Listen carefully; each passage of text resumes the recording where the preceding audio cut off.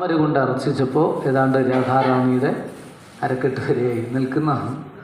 അങ്ങനെയൊക്കെ ഒരു അനുഭവം ഉണ്ടായിരുന്നു. ഒരു രാധാഷ്ടമി അന്ന് എവിടെയും പോകാൻ തീരുമാനിച്ചു. അപ്പോൾ ഇത് ഒരു മഹാഭാഗ്യമാണ്. ഇത് വേറൊന്നും ഉദ്ദേശിച്ചിട്ടല്ല ഈ ഡേറ്റ് എടുത്തിട്ടുണ്ടാവുക. ഞായർ ടു ഞായറിനെ ഉദ്ദേശിച്ചിട്ടുണ്ടാവുള്ളൂ എന്ന് എനിക്ക് തോന്നുന്നു. പക്ഷേ നമുക്ക് ചിങ്ങമാസത്തിലാണ്, അവിടെ ഭാദ്രപദം. ഏതായാലും അങ്ങനെയുള്ള സുദിനത്തിൽ എന്തെങ്കിലും ചിലത് നമുക്ക് അനുസ്മരിക്കാനും ചില സന്ദേശങ്ങളൊക്കെ അനുസ്മരിക്കാനുമുള്ള യോഗം ഉണ്ടാവട്ടെ എന്ന് പ്രാർത്ഥിക്കാദ്യമായിട്ട് പറഞ്ഞത്. കുറേ കാര്യങ്ങൾ 7 ദിവസങ്ങളിലായിട്ട് പറഞ്ഞു. ഇന്നലെ വരെ 6 ദിവസങ്ങളും മഹാത്മ്യവും തൊട്ടിട്ട് പല കാര്യങ്ങളും പറഞ്ഞു. ഇനി ഇതിൻ്റെയൊക്കെ സാരം പറയുകയാണെങ്കിൽ അത് സംഗ്രഹാധ്യായത്തിൽ ഒടുവിലുണ്ടാവും.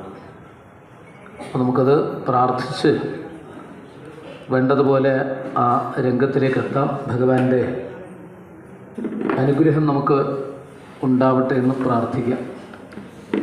ഏകാദശ സ്കന്ധം സത്യത്തിൽ നമ്മൾ പറഞ്ഞു ഒരധ്യായങ്ങൾ കൊണ്ട് വർണ്ണിച്ചത് ചെറിയൊരു കാര്യമാണ്. ഏകാദശ സ്കന്ധത്തിൽ ഒന്ന് യദുകുല സംഹാരത്തിൻ്റെ കാരണം ഭഗവാൻ ഉണ്ടാക്കിയെന്നാണ്. അതായത് ഈ യദുകുലത്തെ മുഴുവനും സൃഷ്ടിക്കാനും പാണ്ഡവരെയും യദുകുലത്തെയും ഒക്കെ ഉപയോഗപ്പെടുത്തിക്കൊണ്ട് വിഷ്ണുവംശത്തെ ഉപയോഗപ്പെടുത്തിക്കൊണ്ട് ഭൂമിയുടെ ഭാരം തീർക്കാനും പരിശ്രമിച്ചത് ഏതൊരു ഭഗവാനാണോ ആ ഭഗവാൻ തന്നെ യദുകുലത്തിൻ്റെയും അതുപോലെ വിഷ്ണുവംശത്തിൻ്റെയൊക്കെ അന്തകനുമാവാണ്. അപ്പോൾ സൃഷ്ടികർത്താവ് തന്നെയാണ് എന്തായിട്ട് മാറിയത്? അന്തകനായിട്ട് മാറിയത്. അപ്പോൾ ഭഗവാൻ രണ്ടും ചെയ്യുന്നു എന്നർത്ഥം. അതായത് ഈ ഗംഭീരമായിട്ടുള്ള തിരമാലകൾ അടിച്ചു വരും ചിലപ്പോഴും കരയിലേക്ക്. ചില സമയത്ത് കാണാൻ ഇങ്ങനെ പൊങ്ങിയിട്ട് ഇല്ലേ, കാണുന്നില്ലേ, അടിച്ച് ചിന്നിച്ചിതറി വരുമ്പോഴേക്ക് അതുവരെ വെള്ളമില്ലാത്ത സ്ഥലത്തേക്ക് ഇങ്ങനെ വെള്ളം കയറി വരും. കുറച്ച് സമയം ആ സമയത്ത് എന്തൊക്കെ കടലിൽ എന്തൊക്കെ ഉണ്ടോ അതിലൊക്കെ ഒഴുകി നടക്കുന്നത് അത് മുഴുവനും അടിച്ചു കയറും കരയിലേക്ക്, ചിന്നിച്ചിതറി ഇല്ലേ.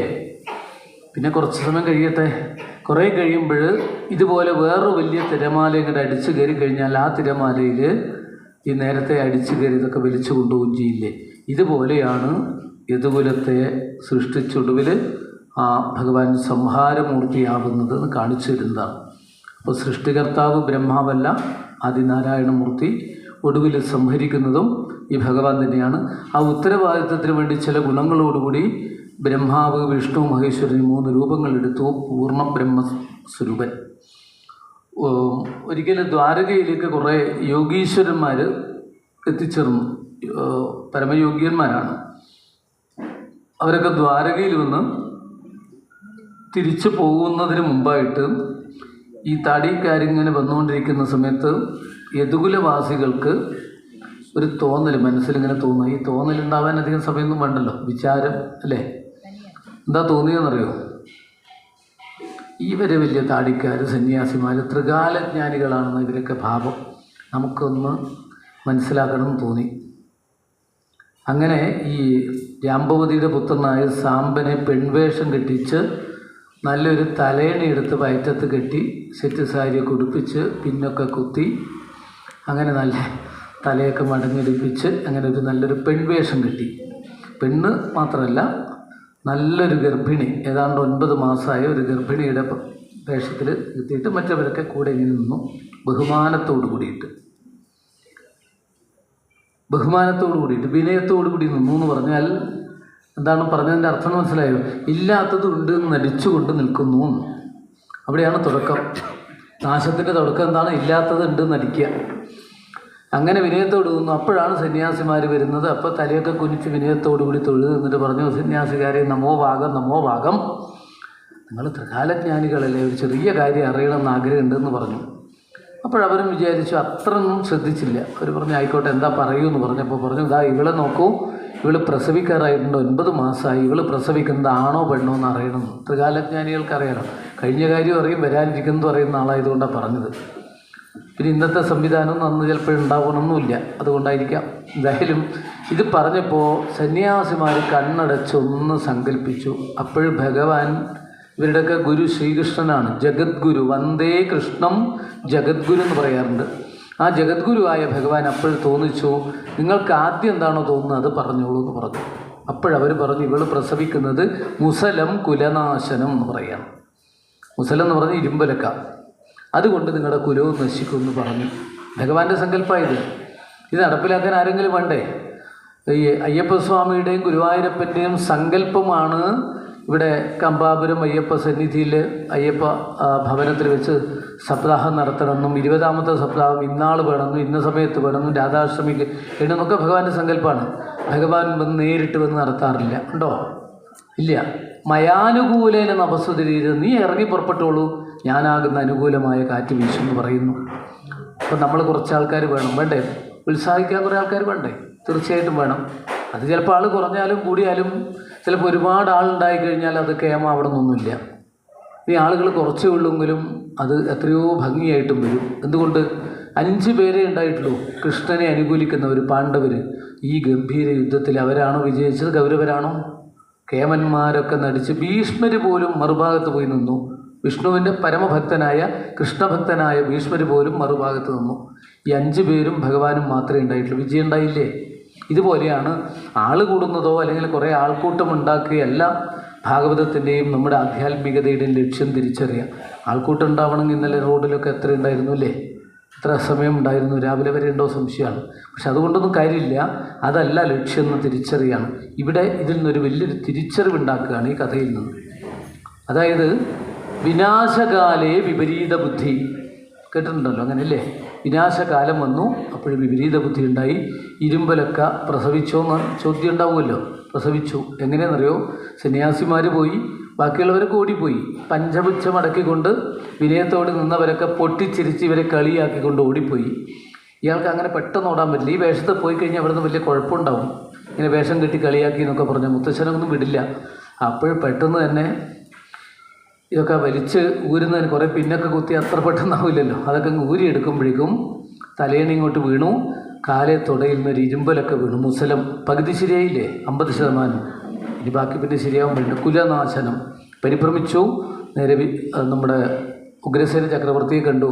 ഇങ്ങനെയൊക്കെ ഉണ്ടായി എന്ന് പറഞ്ഞു. നിങ്ങൾ എന്തിനാണ് ഈ വേണ്ടാത്ത പണിയൊക്കെ എടുത്ത് വേഷം കിട്ടി ആ സന്യാസിമാരെയൊക്കെ കളിയാക്കാൻ പോകണമെന്ന് ചോദിച്ചു. അല്ല, അത് പിന്നെ സാരമില്ല, നോക്കാം, എന്തൊക്കെയും ചെയ്യാമെന്ന് പറഞ്ഞു. അങ്ങനെയാണ് ഒരു ഇരുമ്പ് പണിക്കാരനെ കൂട്ടിക്കൊണ്ടുവന്ന് അരം കൊണ്ടുവന്ന് രാഗി പൊടിക്കൽ. കുറേ ദിവസങ്ങളോട് ഇതാ പണി. എന്താ പരിപാടി എവിടെയെന്ന് ചോദിച്ചാൽ പറയും അത് സാധനം പൊടിയാക്കുകയാണെന്ന്. കുറേ പണിയുണ്ട് കേട്ടോ. ഈ ഉരുക്ക് സാധനം പൊടിയാക്കി എടുക്കണ്ടേ. അങ്ങനെ പൊടിയാത്തൊന്നും ബാക്കിയായി. ഒരു ഇത്ര നല്ല തിളക്കമുണ്ട്, അത് മാത്രമാണ് ബാക്കിയായത്. അങ്ങനെ അത് ബാക്കിയായപ്പോൾ ഈ പൊടിയും ഇതും കൂടി, ഇനി ഇതിനെ കൊണ്ട് വേറെ ദോഷമൊന്നും വരില്ലല്ലോ എന്ന് വിചാരിച്ച് ഈ പൊടിയും ഇതൊക്കെ കൂടിയിട്ട് അങ്ങനെ സമുദ്രത്തിൻ്റെ പടിഞ്ഞാറേ സമുദ്രത്തിൽ എന്ന് പറഞ്ഞാൽ മതി. അറബിക് സമുദ്രമൊന്നും ഭാഗവതത്തിലില്ല, അതുകൊണ്ട് പിന്നെ ഞാൻ അതൊന്നും പറയുന്നില്ല. പടിഞ്ഞാറേ സമുദ്രത്തിൽ കലക്കിക്കളഞ്ഞു. ഇപ്പം എല്ലാവർക്കും സമാധാനമായി. കാരണം വലിയ ഒരു ദുരിതം വന്നു, അതങ്ങനെ തന്നെ തീർന്നു എന്നാണ് വിചാരിച്ചത്. പക്ഷെ അങ്ങനെയൊന്നും തീരില്ല. ചിലതൊക്കെ നമ്മൾ ദിവസങ്ങൾ കഴിഞ്ഞാലൊന്നും പെട്ടെന്ന് ചിലതൊന്നും അങ്ങനെ തീരില്ല. ഇവിടെ ഇപ്പം എന്താ ഉണ്ടായതെന്നറിയോ? ഈ ഇരുമ്പ് പൊടികൾ, ഉരുക്ക് പൊടികളൊക്കെയാണ് തിരമാല അടിച്ച് കരയിലേക്ക് വന്നു. ഭഗവാന്റെ സങ്കല്പം, ഋഷീശ്വരന്മാരുടെ സങ്കല്പമൊക്കെ അതിൽ ഒന്നിച്ച് കൂടിയതുകൊണ്ട് അതൊക്കെ ഏരക പുല്ലുകളായിട്ട് ഈ ഗുജറാത്തിൻ്റെ തീരത്ത്, സോമനാഥിൻ്റെ തീരത്ത് അവിടെയൊക്കെ ഇങ്ങനെ നിറഞ്ഞിങ്ങനെ വന്നു എന്നാണ്. ഏരക പുല്ലുകൾ എന്ന് പറഞ്ഞാൽ നല്ല ഉറപ്പുള്ളൊരു സാധനമാണ്. നമ്മുടെ മുള പോലെ ഉണ്ടാവും, പക്ഷേ ഉറപ്പുണ്ടാവും. മുള പോലെ അത്രയും ഉയരത്തിലേക്ക് ഉണ്ടാവില്ല, അത്രയേ ഉള്ളൂ. ഒരു ചൂരൽ പോലെയൊക്കെ ഉണ്ടാവുള്ളൂ. പക്ഷെ അത് നല്ല ഒരു പ്രത്യേക സാധനമായിട്ട് മാറി. ധാരാളം ഉണ്ടാവുന്നുണ്ട് അവിടെയൊക്കെ. ഇതെന്തിനാണ് ഉണ്ടായിരുന്നത് പിന്നീടല്ലേ മനസ്സിലാവുന്നത്. ഇവർക്ക് ആവശ്യമായി. ഇത് കൊണ്ട് വേണ്ടി വന്നു കുലം നശിക്കാമെന്നാണ്. യാദവ കുലം മുഴുവൻ നശിച്ചത് ഇതുകൊണ്ട് തമ്മിലടിച്ചിട്ടാണ്. മദ്യം സേവിച്ചപ്പോൾ അവർക്കൊന്നും അടിക്കാൻ കിട്ടിയില്ല. മദ്യം സേവിക്കുമ്പോൾ ഈ അടിക്കാനുള്ള തയ്യാറാക്കുന്നില്ല. അന്നേരം നല്ല മിടുക്കന്മാരാണ്. പിന്നീട് അടിക്കാനൊന്നും കിട്ടാതിരിക്കും ഇതൊക്കെ എടുത്തിട്ടാണ്. ഈ ഇതിനിടയിലുണ്ടല്ലോ ഈ ഉരുക്ക് കഷ്ണം ഒരു മത്സ്യം വിഴുങ്ങി. ആ മത്സ്യം ഒരു മുക്കുവൻ്റെ വലയിൽ പെട്ടു. അദ്ദേഹം അത് കൊണ്ടുപോയി അല്ലേ കൊടുക്കുകയൊക്കെ ചെയ്യുമല്ലോ, എന്തോ ആയിക്കോട്ടെ. അത് കീറിയപ്പോൾ ഉരുക്ക് സാധനം ആർക്കാണോ കിട്ടിയത് അവർ വിചാരിച്ചു ഒരു 2 മുക്കാൽ കിട്ടുന്നുണ്ടെങ്കിൽ എന്തിനാ കളയും, നല്ല ഉരുക്കിൻ്റെ സാധനമല്ലേ എന്ന് വിചാരിച്ച് അത് നേരെ കൊണ്ടുപോയിട്ട് ഇരുമ്പ് പണിയെടുക്കുന്ന സ്ഥലത്ത് കൊടുത്തു. അദ്ദേഹം അത് 4 മുക്കാലൊക്കെ ആക്കാനായിട്ട് ശരത്തിൻ്റെ അറ്റത്ത് മൂർച്ച പിടിപ്പിച്ചു വെച്ചു. ഇപ്പം അങ്ങനെയുള്ളത് അതാണ് ഭഗവാന്റെ പാദത്തിൽ പിന്നീട് പ്രയോഗിക്കുന്നത്. അവസാനം ഈ അധ്യായത്തിൻ്റെ തുടക്കത്തിൽ ഇങ്ങനെ പറയുന്നു, ഒടുവിൽ അതിൻ്റെ പ്രയോഗം. അതിനിടയിലാണ് ഉപദേശം. ഈ ഉപദേശത്തിൻ്റെ കാരണം എന്തായതെന്ന് വെച്ചാൽ ഭഗവാൻ ശ്രീകൃഷ്ണൻ 125 വർഷത്തെ ദിവ്യലീലകൾ അവസാനിപ്പിച്ച് സ്വധാമത്തിലേക്ക് എഴുന്നള്ളാൻ തീരുമാനിച്ചു. സ്വർഗാരോഹണമല്ല എന്ന് നമ്മൾ പറയുകയും ചെയ്തു. ഇവിടുന്ന് ഗോലോകം എന്നൊക്കെ നമുക്ക് വേണമെങ്കിൽ പറയാം അല്ലേ? എവിടെ നിന്നാണോ വന്നിരിക്കുന്നത് അവിടുന്ന് 4 കാര്യങ്ങളോട് കൂടിയിട്ടാണ് ഭഗവാൻ ലീലകൾ ആടുന്നത്, കാരണങ്ങളോട് കൂടിയിട്ട്. അതെന്താണെന്ന് വെച്ചാൽ, ഒന്ന് ഗോവർദ്ധന പർവ്വതം, വ്രജരജസ്, രാധാറാണി, യമുന നദി, വിരജ എന്ന് പറയും. ഇത് 4ഉം കൂടി ഉള്ള സന്നിധിയിലാണ് ഭഗവാന്റെ ദിവ്യമായ പ്രഭാവം നിറഞ്ഞു നിൽക്കുന്നതാണ് യമുന. ഈ വൃന്ദാവനം തുടങ്ങിയിട്ടുള്ള വ്രജഭൂമിയിൽ വളഞ്ഞ് ഇങ്ങനെ സഞ്ചരിക്കുകയുള്ളൂ. പോകാൻ മടിയാണ് യമുനയ്ക്ക്. അതുകൊണ്ട് തന്നെ ഭഗവാന്റെ സങ്കല്പം കൊണ്ട് യമുനയ്ക്ക് അങ്ങനെയാണ് അനുഗ്രഹം കൊടുത്തിട്ടുള്ളത്. ആ പുണ്യഭൂമിയെക്കുറിച്ചും ഇവിടെ വിവരിച്ചു. അതും കഴിഞ്ഞതിന് ശേഷം ഇത്രയും കാര്യങ്ങളാണ് നമുക്കൊരു ആമുഖമായിട്ട് പറഞ്ഞിരിക്കുന്നത്. ഈ ഭഗവാൻ ഇവിടെ നിന്ന് പോകാൻ തീരുമാനിച്ചപ്പോൾ അവസാനമായിട്ട് യാദവ സഭയിൽ വെച്ചിട്ട് ഒരു സമ്മേളനം നടത്തുക, ഒരു മീറ്റിംഗ് കൂടിയിട്ട് കാര്യങ്ങളൊക്കെ പറഞ്ഞു, പലതും പറഞ്ഞു. എന്താ പറഞ്ഞതെന്നറിയോ? നമുക്കിപ്പോഴൊരു ദുരിതം വന്നിട്ടുണ്ട്. ദുരിതം വരിക എന്ന് പറഞ്ഞാൽ ഇരുമ്പലൊക്കെ പ്രസവിച്ചതും കാര്യങ്ങളൊക്കെ നിങ്ങളാരും അറിഞ്ഞില്ല എന്ന് വിചാരിക്കേണ്ട, ഞാനും അറിഞ്ഞിട്ടുണ്ട്. നമുക്കെല്ലാം വന്നു കഴിഞ്ഞു. നിങ്ങൾക്ക് വന്നു എന്നല്ല ഭഗവാൻ പറഞ്ഞു, നമുക്ക് വന്നു എന്നാണ് പറഞ്ഞിരിക്കുന്നത്. ഓർമ്മിക്കുക, ഭഗവാൻ ഉൾപ്പെടെയാണ് പറഞ്ഞിരിക്കുന്നത്. അപ്പോൾ ഇത് വലിയൊരു ദോഷമാണ്. നമ്മുടെ കുലത്തിൻ്റെ സമാജത്തിൻ്റെ പുണ്യം ക്ഷയിച്ചത് കൊണ്ടാണ് ഇങ്ങനെ വന്നത്. പുണ്യം ക്ഷയിക്കുമ്പോൾ പാപം കൂടും. 40% പുണ്യം ഉണ്ടെങ്കിൽ 60% പാപം ഉണ്ടാവും. 70% പുണ്യമാണെങ്കിൽ 30% പാപം. 20% പുണ്യമാണെങ്കിൽ 80% പാപം ഉണ്ടാവും. ഇതിനെ ഏതാണ്ടൊക്കെ സന്തുലിതമാക്കാനാണ് ചില ഹോമങ്ങളും ചില പൂജകളും തൽശാന്തി ഔഷധൈർ മന്ത്രൈ ജപഗോഹമ സമാധിഭീ സൽക്കർമ്മങ്ങൾ ചെയ്തുകൊണ്ട് പുണ്യത്തെ വർദ്ധിപ്പിക്കണം. നമ്മൾ സുഖഭോഗങ്ങൾ അനുഭവിച്ച് ജീവിക്കുന്നതിനനുസരിച്ച് പുണ്യം കുറയും, പാപം കയറി കൂടും. ഇത് ഏതാണ്ട് അങ്ങനെ 90% ആക്കൊന്നും വേണ്ട, ആരും പരിശ്രമിക്കേണ്ട. മറ്റേത് വേഗമാവും ചെയ്യും 90. ഇത് ചില കുടുംബത്തിലൊക്കെ കാണുന്നുണ്ടല്ലോ. ഇങ്ങനെ വരുമ്പോഴാണ് ഈ ദുരിതക്ഷയം എന്താ പറയുക, അങ്ങ് വന്ന് ദുരിതക്ഷയം വരുത്താതിരിക്കുകയും പുണ്യക്ഷയം വരികയും ചെയ്യുമ്പോൾ ഇതിങ്ങനെ കയറി അങ്ങ് വരും. അങ്ങനെ വരുമ്പോഴാണ് പലതരത്തിലും, ഒരു തരത്തിലില്ലാത്ത ഒരു വിഷമം, അപ്പോഴേക്ക് കാണാം വേറൊരു ഒരു ദുരിതം, ഒരു മരണം അല്ലേ, മറ്റൊരു മരണം, ഇങ്ങനെയൊക്കെയാണ് പറയുക. ഇവിടെ 2ാം ദിവസം വിളിച്ചിട്ട് എന്നോട് പറഞ്ഞു. പറയുമ്പോഴാണ് അറിയുന്നത്, ഒരു എന്താണ്, ഒരാൾ അച്ഛനങ്ങ് ജയിലിലേക്ക് പോയി. 6ാം ദിവസം ആകുമ്പോൾ കുട്ടി കുളത്തിൽ വീണിട്ട് മരിച്ചു. വലിയ 19 വയസ്സായിട്ടുള്ള കുട്ടി. അതൊക്കെ അറിഞ്ഞു അതൊക്കെ. അതങ്ങനെയല്ല ഉണ്ടായത്. ഈ അമ്മയുടെ അനുജത്തി മരിച്ചിട്ട് 9ാം തീയതിയാണെന്നാണ് പറഞ്ഞു മനസ്സിലായല്ലോ. അപ്പോൾ ഒക്കെ എല്ലാ അകാലത്തിലാണ്. ഒന്നൊരു ഭ്രാന്തൻ ഒന്നൊരു ഗുരുടൻ നന്നായി വരുമോ ദുരിതം ചെയ്താൽ. ഈ ദുരിതത്തിൻ്റെ ഫലങ്ങൾ ഇങ്ങനെയാണ്, പലതരത്തിലും നമുക്ക് അനുഭവിക്കേണ്ടി വരും. അപ്പോൾ നമ്മൾ സൽക്കർമ്മങ്ങളെ ആശ്രയിക്കല്ലാതെ വേറെ വഴിയില്ല എന്ന് ഭഗവാൻ പറഞ്ഞ വാക്കാണ്. ഗുരുവായൂരപ്പനെ തൊഴുന്നവർ ഇതും കൂടെ വേണമെങ്കിൽ കേട്ടോളൂ എന്നാണ് പറഞ്ഞത്. ഭഗവാൻ പറഞ്ഞു, ഇങ്ങനെയുള്ള പ്രതിസന്ധികളൊക്കെ വരുമ്പോൾ നിങ്ങൾ എന്ത് ചെയ്യുക, സൽക്കർമ്മങ്ങൾ ചെയ്യുക, പുണ്യതീർത്ഥങ്ങളിലൊക്കെ ചെന്ന്. അപ്പോൾ എനിക്കൊന്നും തോന്നുന്നില്ല എന്നാണ് പറഞ്ഞത്. അപ്പോൾ എന്തെങ്കിലും തോന്നിയിട്ട് സൽക്കർമ്മങ്ങളൊക്കെ ചെയ്ത് ഈ ദുരിതത്തിന് ക്ഷയം വരുത്തണം, പാപക്ഷയം വരുത്തണം, പുണ്യത്തെ കുറച്ച് വർദ്ധിപ്പിക്കണം. പുണ്യം വർദ്ധിക്കണമെങ്കിൽ എന്ത് വേണം? സൽക്കർമ്മങ്ങൾ ചെയ്യണം, ശ്രേഷ്ഠമായ കർമ്മങ്ങൾ. കുടുംബത്തിലൊക്കെ വെച്ച് ചില ആൾക്കാരൊക്കെ ഇങ്ങനെയൊക്കെ പതിവുണ്ട്. അല്ലേ, പഴയ കാലത്ത് ഒരുപാട് ദോഷങ്ങൾ വന്ന് ചില തറവാടിലും കുടുംബങ്ങളിലൊക്കെ മരിച്ചവർക്കൊക്കെ മോക്ഷം കിട്ടാത്ത, സദ്ഗതിയില്ലാത്ത അവസ്ഥയൊക്കെ വരും. പ്രശ്നം വെച്ചാലാണ് ചില ആൾക്കാർ കണ്ടുപിടിക്കുക. ചില ആൾക്കാർ പ്രശ്നം വെച്ചാലും കണ്ടുപിടിക്കില്ല, കണ്ടുപിടിച്ചാലും ഒന്നും മനസ്സിലാക്കില്ല. കണ്ടാലൊട്ടറിയുന്നു ചിലരിത്, കണ്ടാലും തീരിയ ചിലർക്കേതുമേ. കൊണ്ടാലൊട്ടറിയുന്നു ചിലരിത്, കൊണ്ടാലും തീരിയ ചിലർക്കേതുമേ. അല്ലേ? എന്നാൽ ഒരുപാട് ഭരണാധികാരികൾ തോന്നിവാസം കളിക്കുന്നവർ എന്തൊക്കെ ചെയ്യുന്നുണ്ടെന്നറിയോ? അല്ലേ? പലതും ചെയ്യുന്നുണ്ട്. അത് നമ്മൾക്കറിയാണ്ട് രഹസ്യമായിട്ട് പ്രശ്നം വെക്കുന്നുണ്ട്, പുണ്യസ്ഥലങ്ങളിൽ പോകുന്നുണ്ട്, പശുക്കളെ വളർത്തുന്നുണ്ട്, തൊഴുത്തുണ്ടാക്കുന്നുണ്ട്, എന്തൊക്കെ ചെയ്യുന്നുണ്ടെന്നറിയോ? അതൊക്കെ രഹസ്യമാണ്. പക്ഷേ സൽക്കർമ്മങ്ങൾ ചെയ്താൽ പിടിച്ചു നിൽക്കാൻ പറ്റുമെന്ന് അർത്ഥം. പറഞ്ഞ് മനസ്സിലായോ? അല്ലെങ്കിൽ നമുക്ക് പിടിവള്ളി കിട്ടില്ല. ഇതാണ് ആര് പറഞ്ഞത്? ഭഗവാൻ ശ്രീ ഗുരുവായൂരപ്പൻ പറഞ്ഞത്. വേണമെങ്കിൽ കേട്ടാൽ മതി കേട്ടോ. നല്ല കാര്യങ്ങൾ കുറച്ചെന്തെങ്കിലും ചെയ്താൽ അതിൻ്റെ ഇൻട്രസ്റ്റ് കൊണ്ട് കഴിഞ്ഞുകൂടും. ഇപ്പം നമ്മളൊക്കെ കേമന്മാരായിട്ട് കഴിഞ്ഞുകൂടുന്നത് നമ്മുടെ പൂർവികരും മുൻ തലമുറക്കാരും ത്യാഗോജ്വലമായിട്ട് മുണ്ടുമുറുക്കി കൊടുത്തിട്ടും ഒരു തോർത്തൊക്കെ എടുത്തിട്ടാണ് കഴിഞ്ഞു കൂടിയിട്ടുള്ളതെന്ന് ചില ആൾക്കൊക്കെ അറിയുള്ളൂ സംഭവങ്ങൾ. ഇന്നുള്ള കേമത്വമൊന്നും ഉണ്ടായിട്ടില്ല. ഇങ്ങനെ ഓൺലൈനായിട്ട് വരുന്ന കാലമൊന്നും അല്ല അന്ന്. ഒരുപാട് ത്യാഗം ചെയ്ത് അല്ലേ ഇനി മറ്റന്നാളത്തേക്ക് എന്ത് വഴി എന്ന് അതുകൊണ്ടാണ് എന്ത് പറഞ്ഞത്, ചെറിയ കാണം വിറ്റും ഓണം ഉണ്ടെന്ന് പറയാൻ കാരണം ഇത് ഉണ്ട് കഴിഞ്ഞാൽ അത്രയും ബാക്കി, അതിന് അടുത്ത നിമിഷം എന്താണെന്ന് അറിയില്ല. അങ്ങനെ ചിന്തിച്ചു കൊണ്ടിരുന്ന ഒരു തലമുറ നമുക്കുണ്ടായിരുന്നു. അവർ ചെയ്ത സൽക്കർമ്മത്തിൻ്റെ ഫലം, മുത്തശ്ശനും അല്ലേ മറ്റുള്ള അച്ഛന്മാരും ആ തലമുറക്കാരുണ്ട്, അവരൊക്കെ ചെയ്ത സൽക്കർമ്മത്തിൻ്റെ ഫലം ഇൻട്രസ്റ്റ് എടുത്തിട്ടാണ് നമ്മൾ ഇന്ന് ഈ കളികളൊക്കെ കളിക്കുന്നത്. അപ്പോൾ ഈ ഇതില്ലേ, അപ്പോൾ ഇത് കഴിഞ്ഞാൽ പിന്നെ നമുക്കൊന്നും കണ്ടോ നമ്മളെന്തെങ്കിലും ചെയ്യുന്നുണ്ടോ എന്നാണ് ചോദ്യം. അപ്പോഴാണ് നമ്മൾ എന്തെങ്കിലും ചെയ്യാനുള്ള പരിശ്രമം നമ്മുടെ ഭാഗത്തു നിന്നുണ്ടാവണം എന്നാണ് ഇതിൽ മഹത്തായിട്ട് സന്ദേശമായിട്ട് നമുക്ക് പറഞ്ഞു തരുന്നത്. അതുകൊണ്ട് ഗുരുവായൂരപ്പൻ പറഞ്ഞ വാക്കുകൾ ഏറ്റവും ശ്രേഷ്ഠമായിട്ട് നമുക്കിവിടെ എടുക്കാം. ഭഗവാന്റെ വാക്കുകൾ ഏറ്റവും ശ്രേഷ്ഠമാണ് എന്നുള്ള നിലയ്ക്ക് തന്നെ എടുക്കണം. ഇതോടുകൂടിയിട്ട് ദുരിതം വന്നു.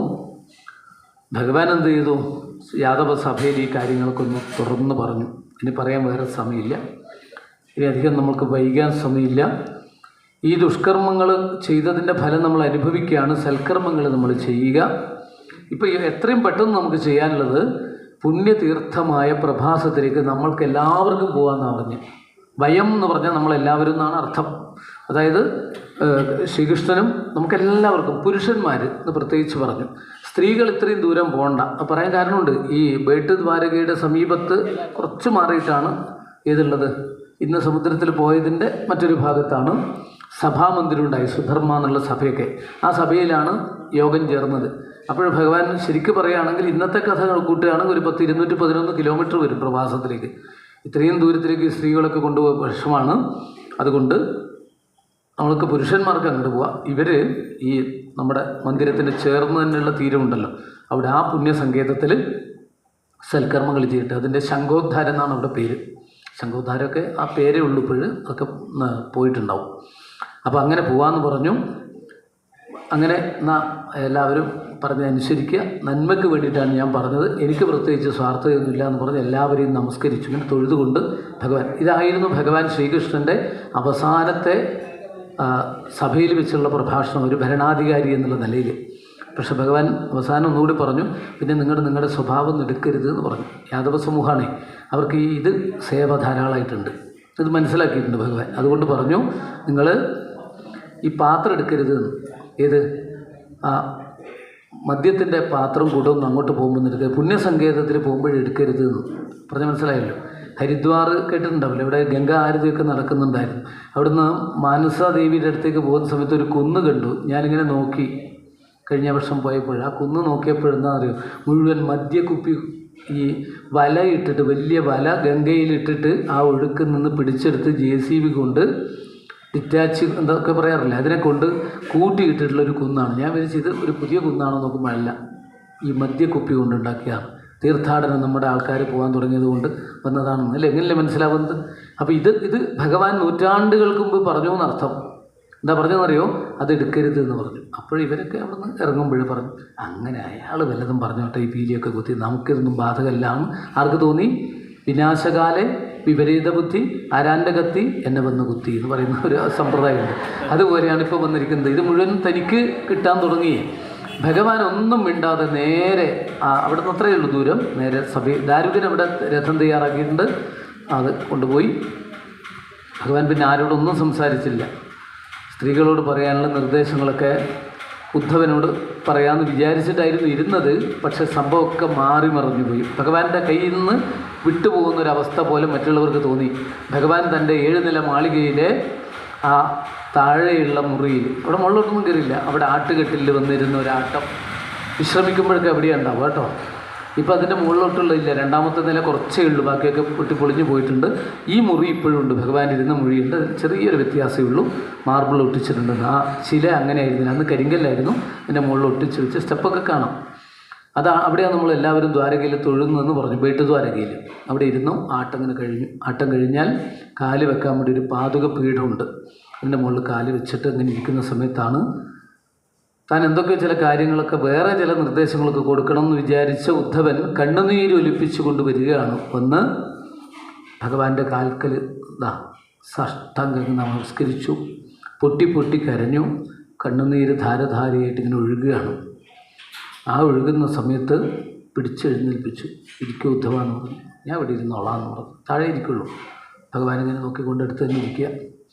ആ സമയത്ത് എന്താ ഉദ്ധവാന്ന് ഒരു ചോദ്യം ഭഗവാൻ ചോദിച്ചു. അപ്പോഴാണ് പറഞ്ഞത്, എന്നെ കൂടി ഇങ്ങോട്ട് കൂട്ടിക്കൊണ്ടുപോകണം. അവിടുന്ന് സ്വധാമത്തിലേക്ക് എഴുന്നള്ളാൻ തീരുമാനിച്ചു എന്ന് ഞാൻ മനസ്സിലാക്കുന്നു. സ്വധാമ നയമാമഭീ, സ്വധാമ എവിടെയാണെന്ന് കണ്ടിട്ടില്ലല്ലോ. ആ സ്വധാമത്തിലേക്ക് എന്നെ കൂടി കൂട്ടിക്കൊണ്ടുപോകണം, അവിടുത്തെ പിരിഞ്ഞിരിക്കാൻ എനിക്ക് സാധിക്കില്ല എന്ന് പറഞ്ഞുകൊണ്ട് നിലവിളിക്കുകയും ഈ സമയത്ത് ഉപദേശം കൊടുക്കുകയും ചെയ്യുന്നതാണ്. ഒരു ഭാഗത്ത് 24 അധ്യായങ്ങൾ അവിടെ നിൽക്കുന്നു. മാറ്റിവെക്കുന്നേ ഉള്ളൂ. ഒന്ന് പറ്റിയെങ്കിൽ അതിൽ നിന്ന് ഏതെങ്കിലും ഇങ്ങനെ ഒന്നിങ്ങനെ എടുത്ത് നോക്കാം. പറ്റിയെങ്കിൽ ബന്ധു നോക്കുന്നില്ലേ അല്ലേ? ആൾക്കാർ കുറേ ഉണ്ടാവും. ഞായറാഴ്ചയല്ലേ ഭക്ഷണം ഉണ്ടാക്കിയിട്ട് ഇത് ബന്ധമെന്നറിയാൻ വേണ്ടിയിട്ട് കയ്യിലേക്ക് ഒരു ഇത്തിരി നോക്കുന്നില്ല. അതുപോലെ എന്നിട്ട് ഞെക്കി നോക്കുന്ന പോലെ 1 2 എടുക്കാൻ പറ്റിയെങ്കിൽ. പക്ഷെ അതിനിടയിൽ വേറൊരു കുറച്ചൊരു 4 അധ്യായം മാറ്റി വെച്ചിട്ടുണ്ട്. 2 3 4 5 അത്രയും മാറ്റി വെച്ചു.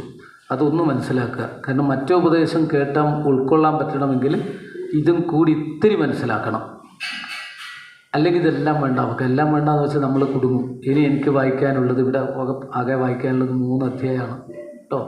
അതിപ്പോൾ വായിച്ചു കഴിഞ്ഞാൽ 10 മിനിറ്റ് കൊണ്ട് എല്ലാം തീർന്നു. പിന്നെ നമുക്ക് അവിടെ എന്തെങ്കിലും ആവണ്ടേ, ഇത് കഷ്ടപ്പെടുന്നുണ്ടല്ലേ. അതുകൊണ്ട് മാത്രം ഞാൻ കുറച്ച് പറയാൻ തീരുമാനിച്ചതാണ്.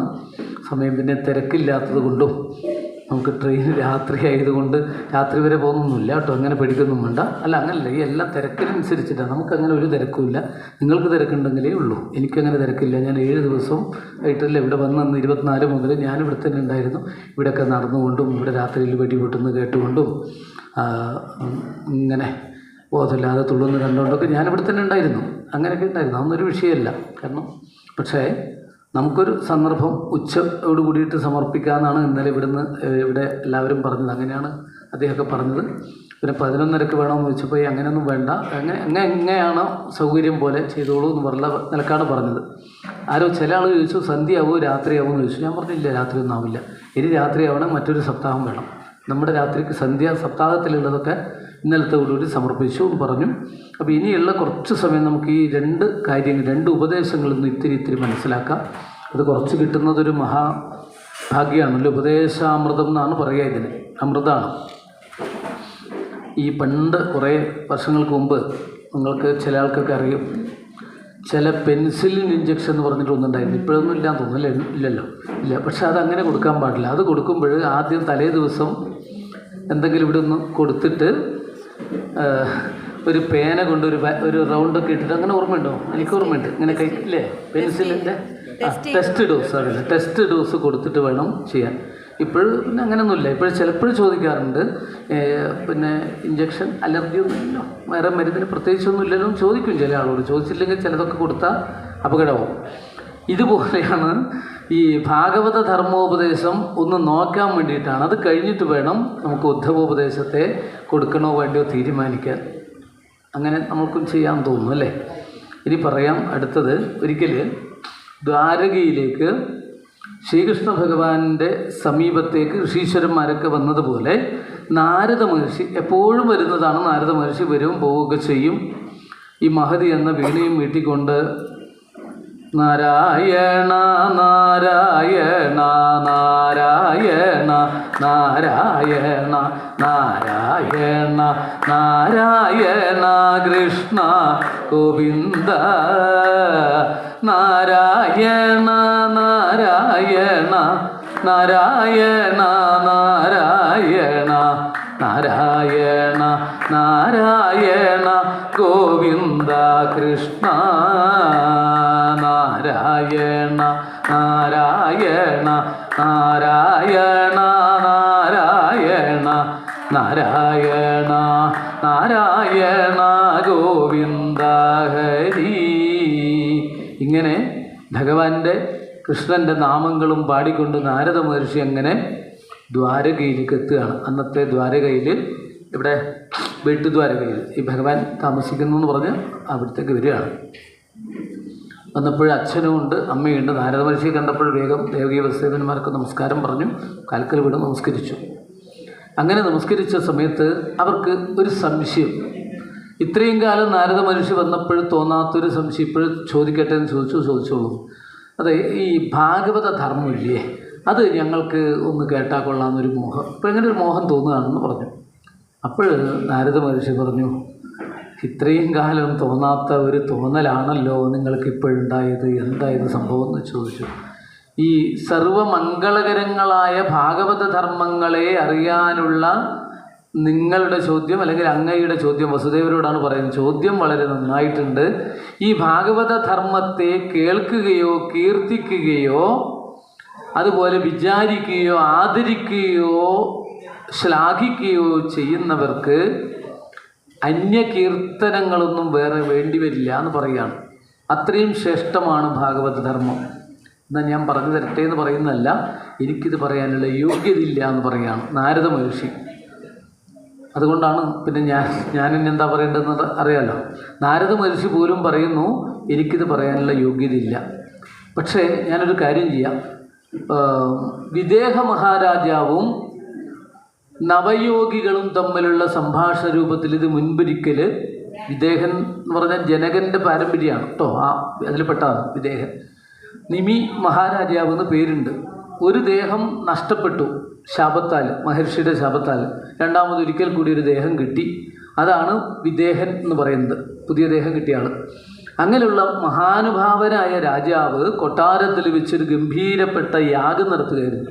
യാഗം എന്ന് പറഞ്ഞാൽ ഹോമങ്ങളും പൂജകളും പലതുള്ള ഗംഭീര യാഗങ്ങളാണ്, അറിയാലോ പഴയ കാലത്തുള്ളത്. പക്ഷേ ഇങ്ങനെ ഒരു യാഗം നടത്തുന്ന സമയത്ത് ആ യാഗശാലയിലേക്ക് 9 പേര് വന്നു. യോഗീശ്വരന്മാരാണ് 9 പേര്. ഇവരുടെ പേരൊക്കെ ഞാൻ മുൻപൊരു അവസരത്തിൽ പറഞ്ഞിട്ടുണ്ട്. 2-ാം ദിവസം നവയോഗികളെന്നാണ് പറയുക. ഋഷഭദേവൻ്റെ കഥ പറഞ്ഞിട്ടുണ്ടായിരുന്നു. അത് സപ്താഹം എപ്പോഴും ആദ്യം മുതൽ കേട്ടവർക്കാണ് അതിൻ്റെ ഇത് കിട്ടുക. ഏതെങ്കിലും സമയത്ത് വന്ന് കുറച്ച് കേട്ട് കഴിഞ്ഞാൽ അത് തെറ്റിദ്ധാരണയ്ക്ക് വരെ വരുമെന്ന് പറയുന്നത് കേട്ടിട്ടുണ്ട് കേട്ടോ, എനിക്കറിയില്ല. അങ്ങനെയൊന്നും ഉണ്ടാവാറില്ലല്ലോ, ഉണ്ടോ? ഇല്ല. അങ്ങനെ മുമ്പ് ഉണ്ടായ കഥയൊക്കെ കേട്ടിട്ടുണ്ട്. ഒരു ദിവസം ഉച്ചയ്ക്ക് വന്നു, അത്രേ, ഉച്ചയ്ക്ക് സപ്താഹത്തിന് വന്നു. എന്നിട്ട് വന്ന് കഴിഞ്ഞിട്ട് അവർ 2 പേരും കൂടിയാണ് വന്നത്, അമ്മാവനും മരുമകനും കൂടിയാണ് വന്നത്. കുറച്ച് കഴിഞ്ഞ് ഇങ്ങനെ കേട്ടു, കഥയൊക്കെ കേൾക്കാമെന്ന് പറഞ്ഞു. കഥയൊക്കെ കേട്ടു. നമ്മുടെ നാട്ടിൽ എവിടെ ഒന്നുമല്ല കേട്ടോ.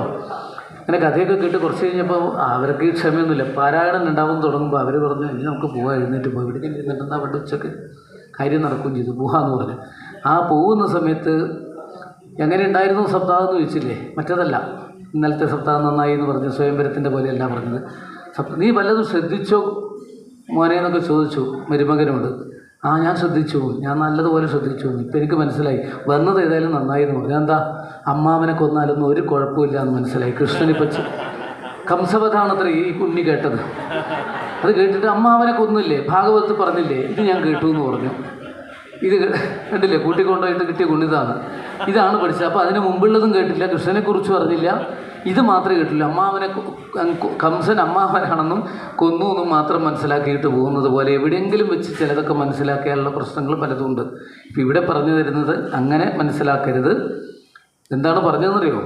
പണ്ട് ഈ ഋഷഭദേവൻ്റെ മക്കൾ നവയോഗികൾ, കവി, ഹരി, അന്തരീക്ഷൻ, പ്രബുദ്ധൻ, പിപ്പലായനൻ, ആവിർഹോത്രൻ, ദ്രുമിളൻ, ജമസൻ, കരഭാരൻ, 9 പേരാണ് യോഗീശ്വരന്മാരാണ്. അച്ഛൻ്റെ ഗുണം കൊണ്ട്, ഋഷഭദേവൻ്റെ ഉപദേശങ്ങളും നന്മകളും കൊണ്ട് ഇവർ യോഗ്യന്മാരായി തീർന്നവർക്ക് രാജ്യം വേണ്ട, അങ്ങനെ സഞ്ചരിക്കുകയാണ്. അങ്ങനെയുള്ളവർ ഇവിടെ യാഗശാലയിലേക്ക് എത്തിച്ചേർന്നു, ക്ഷണിച്ചിട്ടല്ല. ഈ യാഗങ്ങളും യജ്ഞങ്ങളും നടത്തുന്ന സമയത്ത് പണ്ട് കാലത്ത് ക്ഷണിക്കാതെ തന്നെ വരാമെന്നൊരു പ്രമാണമുണ്ട് കേട്ടോ. ഇങ്ങനെയുള്ള സമയത്ത് കല്യാണമാണെങ്കിൽ ക്ഷണിച്ചിട്ട് പോയാൽ മതി, അല്ലാതെ ഇങ്ങനെ വന്നു കഴിഞ്ഞാൽ ഈ കൂട്ടിയ വട്ടമൊന്നും മതിയാവില്ല. സപ്താഹത്തിന് എങ്ങനെയാണെന്നറിയോ? സാധാരണഗതിയിൽ നമ്മുടെ നാടുകളിലൊക്കെ നടത്തുമ്പോൾ 3-ാം ദിവസം കുറേ അരി അധികം വെക്കണം, 4-ാം ദിവസം കുറച്ചുകൂടി അധികം വെക്കണം. വെച്ചില്ലെങ്കിൽ അവർ പെട്ടുപോകും വീണ്ടും. അതുകൊണ്ട് 11:45 കഴിയുമ്പോഴേക്ക് ഏതാണ്ട് തലകൾ കാണാൻ തുടങ്ങുള്ളൂ. അപ്പോൾ ഈ രാവിലത്തെ ഈ വെച്ചത് മാത്രം മതിയാവില്ല. അപ്പോൾ അങ്ങനെയൊക്കെ ഉണ്ട്. അപ്പോൾ നമ്മുടെ പല സ്ഥലത്തും തലശ്ശേരിയും കണ്ണൂരൊക്കെ സപ്താഹം നടത്തും ഇതുപോലെ പെട്ടുപോയിട്ടുണ്ട്. ഭക്തന്മാർ കുറേ പേരുണ്ട്, രാവിലെ 5:30 വന്നിട്ട് ഇങ്ങനെ ഇരിക്കുകയാണ്. അവർക്ക് ഊണ് കഴിക്കേണ്ടത് 3:15-നാണ്. കാരണം 2ാമത് പൊന്നി അരി കൊണ്ടുവന്നിട്ട് വെച്ചിട്ട് വേണം കഴിക്കാൻ വേണ്ടിയിട്ട്. അപ്പോൾ ഞങ്ങൾ പിറ്റത്തെ വർഷം ഒരു തീരുമാനമെടുത്തു. എന്താണ്? 10 മണിക്ക് വന്നവർക്കൊക്കെ ടോക്കൺ കൊടുക്കാൻ തീരുമാനിച്ചു. നീല ടോക്കൺ, മനസ്സിലായോ? 11 മണിക്ക് വന്നവർക്ക് മഞ്ഞ ടോക്കൺ, 12 മണിക്ക് വന്നവർക്കൊരു ചുവന്ന ടോക്കൺ. അപ്പോൾ അപ്പോഴേക്കും അവർ ഏതായാലും ചുവന്ന ടോക്കൻ്റെ ആൾക്കാരായിരിക്കും. ഇങ്ങനെയൊക്കെ മനസ്സിലാക്കി കൊടുക്കുകയാണ്. 12 മണിക്ക് ശേഷം വന്നവർക്ക് ടോക്കൺ വേണ്ട, ടോക്കൺ ഇല്ലാതെ നിൽക്കുക. ഇപ്പോൾ എന്തായി, ഞാനും സഹായിക്കും. ഭാരവാഹികൾ എന്ന് പറഞ്ഞാൽ വേറെ പ്രത്യേകിച്ച് ഇങ്ങനെ സൃഷ്ടിച്ചവരൊന്നുമല്ലല്ലോ, സംഘാടകരിൽ ഒരാളായിട്ട് ഞാനും മാറും. എന്നിട്ട് ഞാൻ പറയും ആദ്യം നീല ടോക്കൺ കിട്ടിയവർ ക്യൂ നിൽക്കണം എന്ന് പറയും. അപ്പോൾ എന്തായി, രാവിലെ 5:15 വന്നവർക്ക് ഒന്ന് ഇത്തിരി ഭക്ഷണം കഴിച്ച് അവർക്ക് ഭാഗവതം ഉണ്ടാവും. വീണ്ടും തുടങ്ങുമ്പോൾ 2 മണിക്ക് വരണം, പക്ഷെ തുടങ്ങുമ്പോൾ വരാൻ പറ്റില്ല. ഇതൊക്കെ കഴിഞ്ഞ് നമുക്ക് ഇടികൂടാൻ കഴിയില്ല എന്നുകൊണ്ട് വെറുതെ നിൽക്കുന്നവരല്ലേ, അങ്ങനെ ശരിയല്ലേ? അപ്പോഴാണ് ഉള്ള മാർക്കറ്റിൽ നിന്നുള്ളവരും ഒക്കെ വന്നിട്ട്, നമ്മുടെ നാട്ടിലത്തെ ഒരു അവസ്ഥയാണ്, കുറ്റിയാട്ടൂരതല്ല, അത് വേറൊരു സ്ഥലത്ത് കേട്ടോ, അങ്ങനെ വന്ന് നിറഞ്ഞപ്പോൾ അദ്ദേഹത്തിൻ്റെ അവിടെയൊക്കെ സപ്താഹം ഉണ്ടായത് കുറേ കുറ്റിയാട്ടൂർ എന്ന് പറയും, കണ്ണൂരിനടുത്ത്. അപ്പോൾ ഉള്ള അനുഭവമല്ല, ഇത് വേറൊരു സ്ഥലത്ത്. അപ്പോൾ ഇങ്ങനെ എന്താണെന്ന് പറഞ്ഞു വെച്ചാൽ, ഇങ്ങനെ ഒരു നിയന്ത്രണം വെച്ചതോടുകൂടിയിട്ട് ആർക്കും ഒരു ബുദ്ധിമുട്ടില്ല. കാരണം വന്നതിനനുസരിച്ച് ഇങ്ങനെയല്ലോ ഒരു സാമാന്യം വരിക. അപ്പോൾ 12 മണിക്ക് വന്നവർ അവസാനം കയറി പോവുകയും ചെയ്യാം, അവർക്കും ഭക്ഷണം ഉണ്ടാവുന്നതാണ് എല്ലാവർക്കും. അപ്പോൾ ഇവിടെ ഒരു കണക്ക് കൂട്ടാൻ പറ്റും എന്നർത്ഥം അല്ലേ? ഇതെന്തിനാ ഇപ്പോൾ പറഞ്ഞതെന്നറിയോ? ഇത് നമ്മുടെ ജീവിതത്തിലും ഒരു കണക്ക് കൂട്ടലുകൾ ഉണ്ടായാലേ നടക്കുള്ളൂ എന്നാണ് കാണിച്ചു തരുന്നത്. അതിനു വേണ്ടിയിട്ടാണ് ഈ ഋഷഭദേവൻ്റെ വിശേഷപ്പെട്ട ഉപദേശങ്ങളൊക്കെ കേട്ട മക്കൾ ഉയർന്ന അവസ്ഥയിലേക്ക് എത്തി യോഗീശ്വരന്മാരായി എന്ന് പറഞ്ഞ് 9 പേരും അവിടെ വന്ന് നിൽക്കുന്ന സമയത്ത് ഇവിടെയാണ് ഭാഗവത ധർമ്മോപദേശം. എന്താണെന്ന് എനിക്ക് കൂടുതൽ പറയാൻ പറ്റില്ല, 1-2 മാത്രമേ പറയാൻ സമയം ഉണ്ടാവുള്ളൂ. ഏതായാലും ഭാഗവത ധർമ്മം നമ്മൾ 1-ാം ദിവസം വിസ്തരിച്ച് പറഞ്ഞിട്ടുണ്ട് എന്നാണ് എൻ്റെ വിശ്വാസം. എത്ര പേര് കേട്ടു എന്നോ ശ്രദ്ധിച്ചു എന്ന് എനിക്കറിയില്ല. 1-ാം ദിവസം പലതും കഥയല്ല ഞാൻ പറഞ്ഞത്, കഥയ്ക്ക് ഉപരിയായിട്ട് ഇന്ന് പറയാൻ പറ്റാത്തതൊക്കെ അന്ന് പറഞ്ഞിട്ടുണ്ട്. ഭാഗവത ധർമ്മം എന്ന് പറഞ്ഞാൽ ധർമ്മപ്രോച്ഛിതകൈതവോത്രപരമോ നിർമ്മത്സരാണാം സദാം വേദ്യം വാസ്തവമത്ര ഇല്ലേ പറഞ്ഞില്ലേ, അതുതന്നെയാണ് ഭാഗവത ധർമ്മം, ശ്രീമദ് ഭാഗവത ധർമ്മം. അത് ഈ നവയോഗികൾ ഈ വിദേഹ മഹാരാജാവിന് പറഞ്ഞു കൊടുത്തത് ഞാൻ പറയാനുള്ള യോഗ്യത ഉണ്ടെങ്കിൽ പറയാമെന്നാണ് നാരദ മഹർഷി പറഞ്ഞിട്ട് ദേവകീ വസുദേവന്മാർക്ക് പറഞ്ഞു കൊടുക്കുകയാണ്. ഇപ്പം മനസ്സിലായല്ലോ, ഒരു ഫ്ലാഷ് ബാക്ക് പോലെയാണ്, ഇത് മുമ്പ് ഉണ്ടായതാണ്. ഇനി ആ കഥയിലേക്കാണ് കിടക്കുന്നത്. അതായത് ഈ വലിയ യാഗസ്ഥലത്തേക്ക് അനേകം യോഗീശ്വരന്മാരൊക്കെ വരും. അപ്പോഴാണ് ഒരു ദിവസം മഹായോഗ്യന്മാരായിട്ടുള്ള ഈ നവയോഗികൾ വന്നു. സാധാരണ ഇങ്ങനെയുള്ള യോഗീശ്വരന്മാരെയൊക്കെ കണ്ടു കഴിഞ്ഞാൽ ചില പ്രമാണങ്ങളൊക്കെ ഉണ്ട്. ഈ വിശ്വത്തിനെയും ആത്മാവിനെയും ഭഗവത് രൂപത്തിൽ നിന്ന് അഭിന്നമായിട്ട് കാണാം. ഈശ്വരനും ഈ കാണുന്ന ജീവാത്മാക്കളും ഒന്ന് തന്നെയാണെന്ന് കണ്ടുകൊണ്ട് സഞ്ചരിക്കുന്നവരാണ് ഇത്തരത്തിലുള്ള മഹാത്മാക്കൾ. അങ്ങനെയുള്ളവരെ കണ്ടപ്പോൾ തദ്വിധി പ്രണിപാതേന പരിപ്രശ്നേന സേവയാ എന്ന് പറയാറുണ്ട്. അവരെ അഭിവാദ്യം ചെയ്ത് പേര് ചൊല്ലി നമസ്കരിക്കുന്നൊരു സമ്പ്രദായമുണ്ട് കേട്ടോ. പേര് ചൊല്ലി നമസ്കരിക്കും.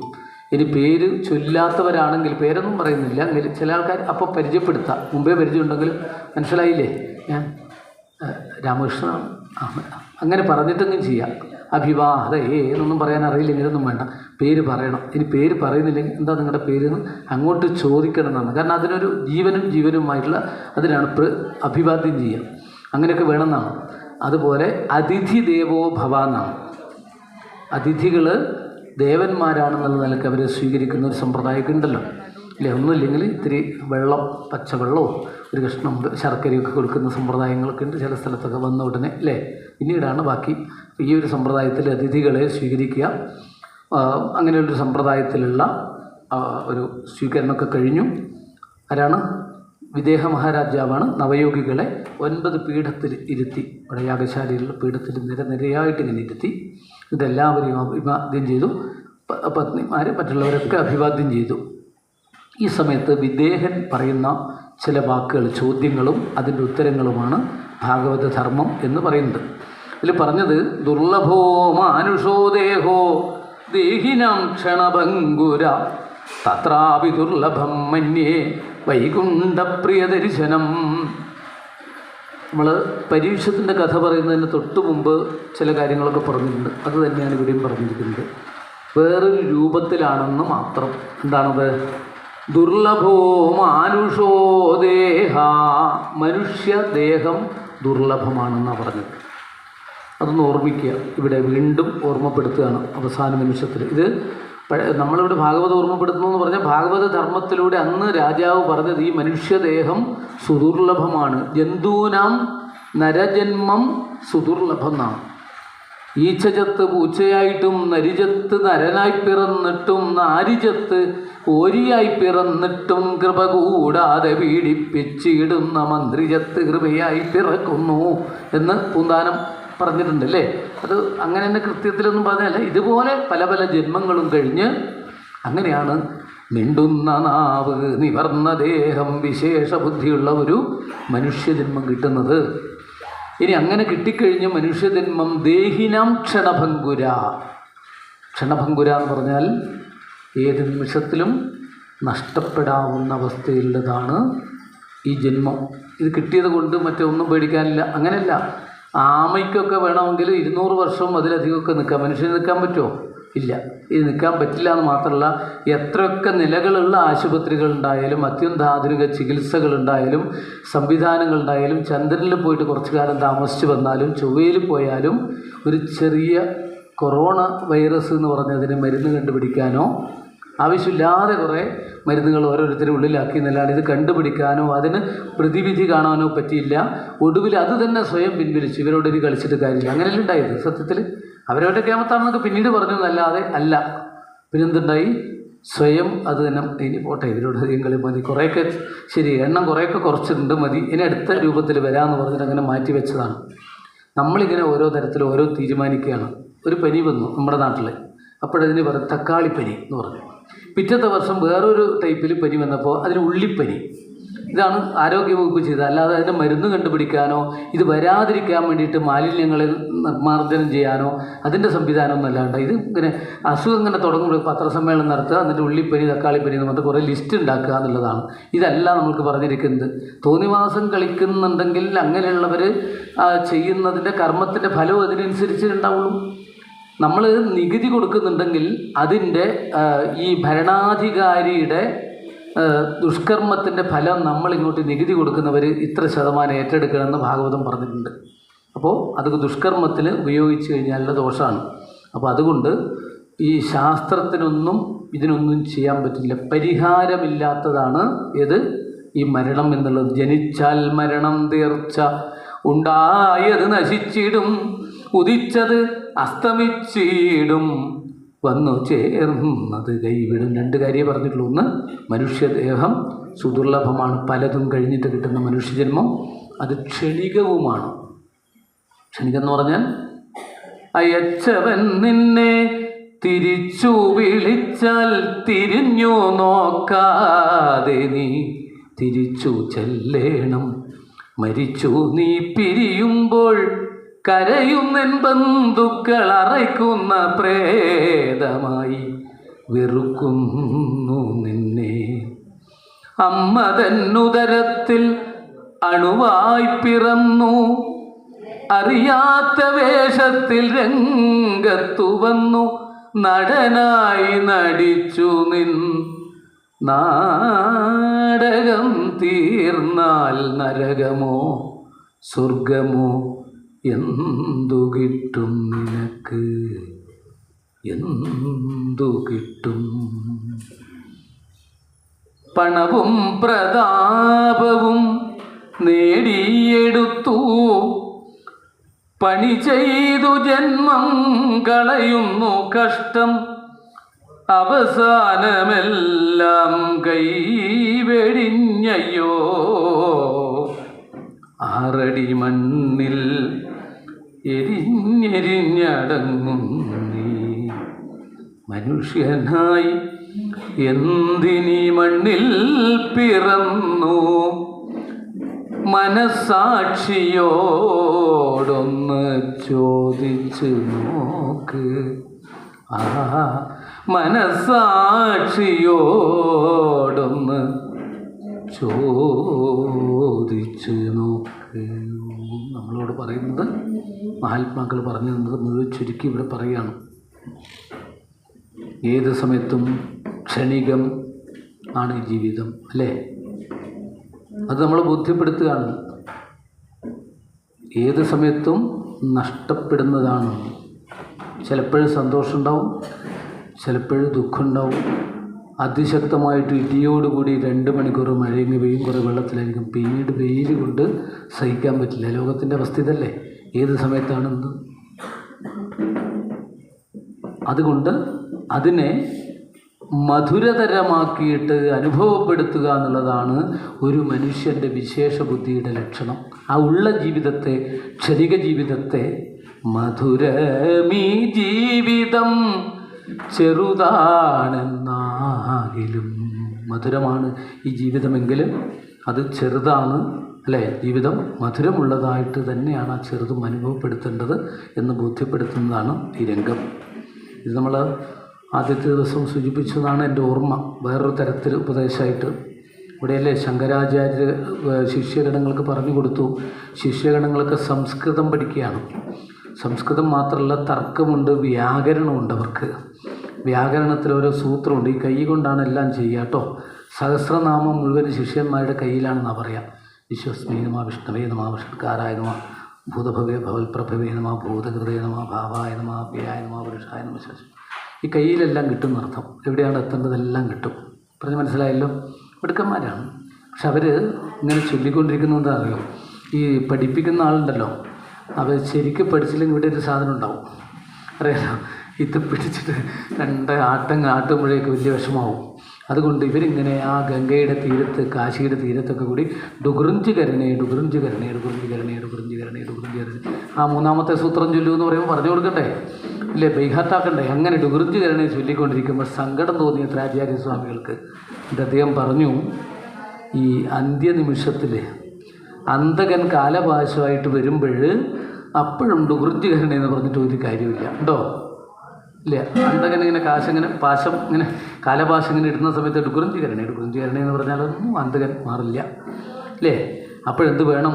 അതാണ് ഭജ ഗോവിന്ദം, ഭജ ഗോവിന്ദം, ഗോവിന്ദം ഭജ മൂഢമതേ, നളിനി ദളഗദ ജലമതി തരളം തദ്വജീവിതം അതിശയ ചപലം വിധി വ്യാധ്യഭിമാനഗ്രസ്തം ലോകം ശോകഗതം ജ സമസ്തം ഭജ ഗോവിന്ദം, ഭജ ഗോവിന്ദം, ഗോവിന്ദം ഭജ മൂഢമതേ. മന്ദബുദ്ധി സംസ്കൃതത്തിൻ്റെ മലയാളം അങ്ങനെയല്ലേ? മൂഢമതേ എന്ന് പറഞ്ഞാൽ മന്ദബുദ്ധി എന്നാണ്. പക്ഷെ അങ്ങനെ പറഞ്ഞാൽ എല്ലാവർക്കും ഇഷ്ടാവുമോ? ഇഷ്ടാവില്ല. ഹിന്ദിയിൽ ചീത്ത പറഞ്ഞാൽ എനിക്ക് സന്തോഷമേ ആവുള്ളൂ. എനിക്കിത് മനസ്സിലാവുന്നില്ല, എന്നെ പോഴ്ത്തുന്നതെന്ന് വിചാരിക്കും, അല്ലേ? ഇതുപോലെയാണ് യഥാർത്ഥത്തിൽ പറയുന്നത്.